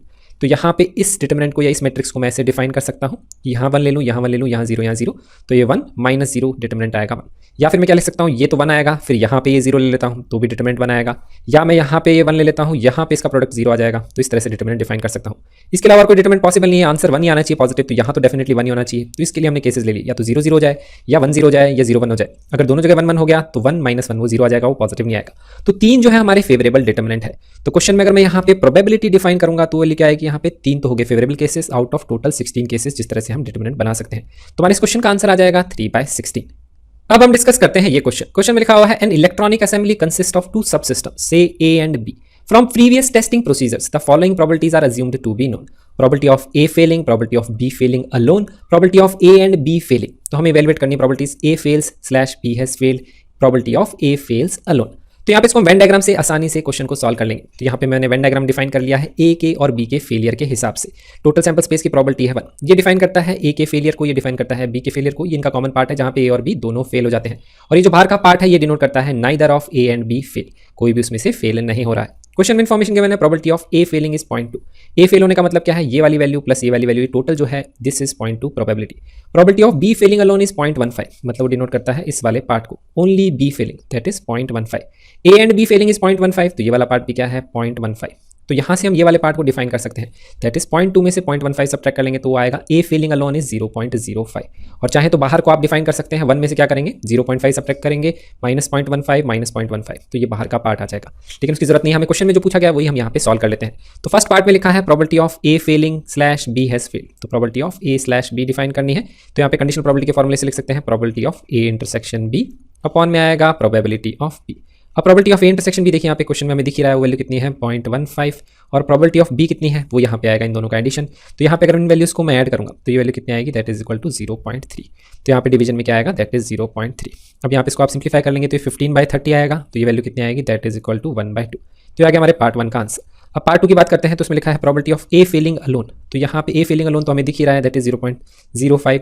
A फेलिंग अलोन को हम कैसे लिखते हैं, A इंटरसेक्शन B बार अगर डिफाइन करना चाहें सेट्स की टर्म में, तो वैल्यू हमें यहाँ पे पता है, दैट इज इक्वल टू 0.05। तो देखिए कितना आसानी से सॉल्व हो गया है ये क्वेश्चन यूजिंग वेन डायग्राम। अब हम डिस्कस करते हैं ये क्वेश्चन में लिखा हुआ है bag 1 contains 3 red and 4 black balls, bag 2 contains 4 red and 5 black balls. तो ये इन्फॉर्मेशन हमें क्वेश्चन में दी हुई है। 1 ball is transferred from bag 1 to bag 2 and then a ball is drawn from bag 2। तो एक बॉल हमने ट्रांसफर करी है बैग 1 से बैग 2 के अंदर। अब उस बॉल के बारे में इन्फॉर्मेशन नहीं पता है कि कौन सी बॉल ट्रांसफर करी, तो यहाँ रैंडमनेस इन्वॉल्व है, मतलब प्रोबेबिलिटी इन्वॉल्व है। तो इसका कुछ सैंपल स्पेस यहाँ पे बनेगा, क्योंकि जो बॉल ट्रांसफर कर सकते हैं रेड भी कर सकते हैं ब्लैक भी कर सकते हैं। तो ये पूरे के पूरे सैंपल स्पेस में जो भी पार्ट्स हैं उसको हम यहाँ पे कर रहे हैं डिफाइन। फिर हम क्या कर रहे हैं, एक बॉल ड्रॉ कर रहे हैं बैग 2 से, तो एक इवेंट हम यहाँ पे और डिफाइन कर रहे हैं, बॉल ड्रॉन फ्रॉम बैग 2। तो इस इवेंट को हमने क्या किया, इससे कनेक्ट किया हुआ है। ये यहाँ पे हमें दिख रहा है the ball drawn two is found to be red in colour. तो हमें प्रोबेबिलिटी डिफाइन करनी है कि ट्रांसफर बॉल जो है वो है ब्लैक। तो प्रोबेबिलिटी हमें डिफाइन करनी है बॉल ट्रांसफर्ड इज ब्लैक, तो उसको इवेंट में E2 से डिफाइन कर देता हूं। गिवन कंडीशन है ball drawn is found to be red in colour. तो जो हमने सेकंड बॉल जो ड्रॉ करी है वो रेड इन कलर है, ये हमें पता है, दैट इज दिस गिवन।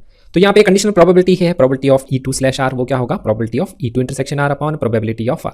मुझे दिख रहा है कंडीशनल प्रोबेबिलिटी का क्वेश्चन है कनेक्टेड सैंपल स्पेसेस या कनेक्टेड इवेंट्स, क्योंकि इसका अलग सैंपल स्पेस है, इसका खुद का अलग सैंपल स्पेस है कि बॉल ड्रॉ कैसी भी हो सकती है, रेड भी हो सकती है, यहाँ पे ये ब्लैक भी हो सकती है, और जो बॉल ट्रांसफर्ड है वो उसके हिसाब से यहाँ पे अलग है। तो यहाँ पे हम नोटिस कर सकते हैं इस वाले जो सेकंड सैंपल स्पेस है उसकी एक इवेंट हमें पता है कि वो रेड है, उसको हमने यहाँ पे इससे कनेक्ट किया हुआ है।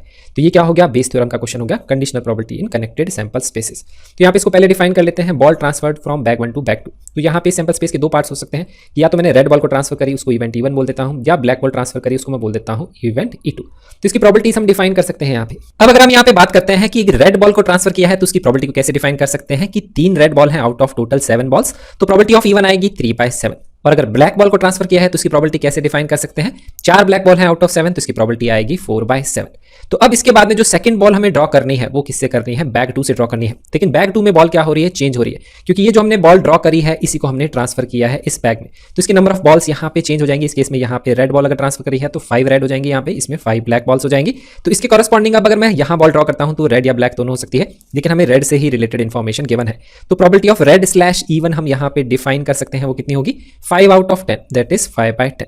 सिमिलर तरीके से अगर मैंने ब्लैक बॉल को ट्रांसफर किया है तो यहाँ पे 6 ब्लैक बॉल हो जाएंगी और 4 तो रेड ही रहेंगी। तो उसके बाद में बॉल ड्रॉ कर सकता हूँ, रेड ब्लैक दोनों सकती है, लेकिन गिवन इन्फॉर्मेशन है कि प्रॉपर्टी ऑफ रेड से ही रिलेटेड, तो property of red slash E2 define कर सकते हैं, दैट इज 4/10, क्योंकि 4 रेड बॉल्स हैं आउट ऑफ टोटल 10 बॉल्स।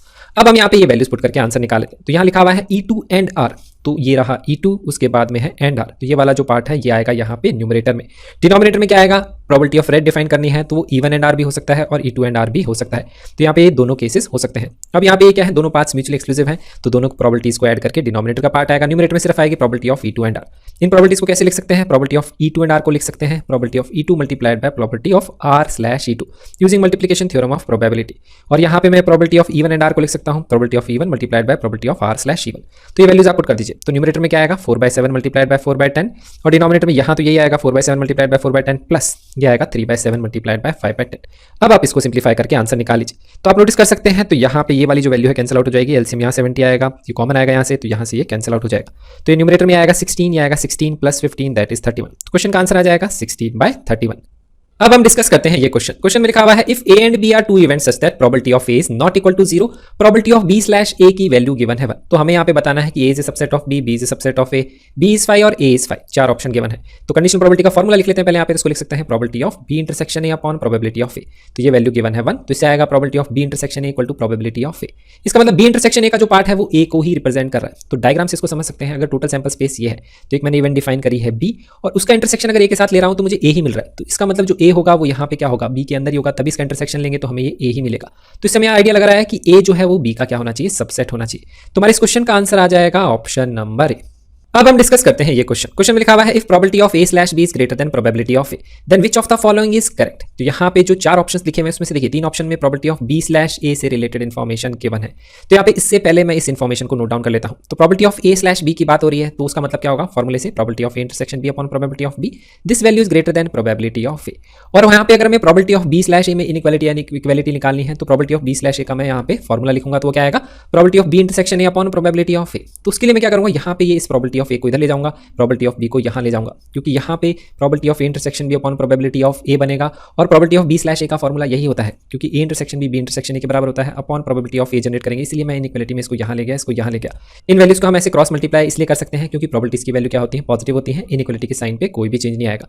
तो ये वाला जो पार्ट लिखा हुआ है this is nothing but probability of B intersection upon probability of A, जिसको हम यहाँ लिख सकते हैं probability of B slash A, उसकी वैल्यू होगी greater than probability of B। तो हमारे इस क्वेश्चन का आंसर मैच कर जाएगा फ्रॉम ऑप्शन नंबर C। अब हम डिस्कस करते हैं ये क्वेश्चन में लिखा हुआ है if A and B are any 2 events such that probability of A plus probability of B minus probability of A and B is equal to probability of A and B का मतलब क्या है, A intersection B। तो हमें ये information question में दी हुई है। तो यहाँ पे अगर आप नोटिस करेंगे तो प्रोबेबिलिटी ऑफ A तो जो है वो कैंसिल आउट हो जाएगा दोनों तरफ से, तो यहाँ से आएगा probability of A intersection B equal to probability of B। अब probability of B slash A या A स्लैश B आपको डिफाइन करनी है तो आप डिफाइन कर लीजिए। सबसे पहले मैं लिखता हूँ suppose probability of A slash B, तो देखिए उसकी वैल्यू किसके बराबर आ रही है, तो ये वैल्यू क्या आएगी, probability of A intersection B upon में वैल्यू आएगी that is probability of B। अब गिवन कंडीशन के हिसाब से probability of A intersection B क्या है, वो प्रोबेबिलिटी ऑफ B के बराबर है। तो यहाँ पे ये वैल्यू पुट कर देंगे, तो यहाँ पे ये इक्वेशन क्या बनेगी, this is equal to probability of B upon probability of B। और यहाँ पे अगर आप नोटिस करेंगे तो ये टर्म कैंसिल आउट हो जाएगी, तो यहाँ से आंसर क्या आएगा, 1 आएगा। तो probability of A slash B की वैल्यू 1 आ रही है, तो वो हमारा आंसर हमें दिख रहा है ऑप्शन नंबर B है एक तो आंसर। और भी चेक कर लेते हैं, B स्लैश A को भी डिफाइन कर लेते हैं। तो probability of B slash A अगर आप डिफाइन करेंगे कंडीशनल प्रोबेबिलिटी के फॉर्मूले से तो क्या आएगा, probability of B intersection A upon probability of A। अब ध्यान रखिए जो B इंटरसेक्शन A होता है वो A इंटरसेक्शन B के बराबर होता है, तो यहाँ पे ये जो वैल्यू है इसको भी मैं पुट कर सकता हूँ that is probability of B। तो यहाँ पे इस वैल्यू को मैं लिख सकता हूँ that is equal to probability of B upon probability of A। तो नोटिस करिए इसके आगे हम इसको सिंप्लीफाई नहीं कर सकते हैं, तो ये आंसर यहीं आएगा। तो इस तरह से कोई आंसर है ही नहीं है, B स्लैश A या तो 0 है या B स्लैश A 1 है, तो इसलिए हमारे इस क्वेश्चन का आंसर क्या आएगा, ऑप्शन नंबर B।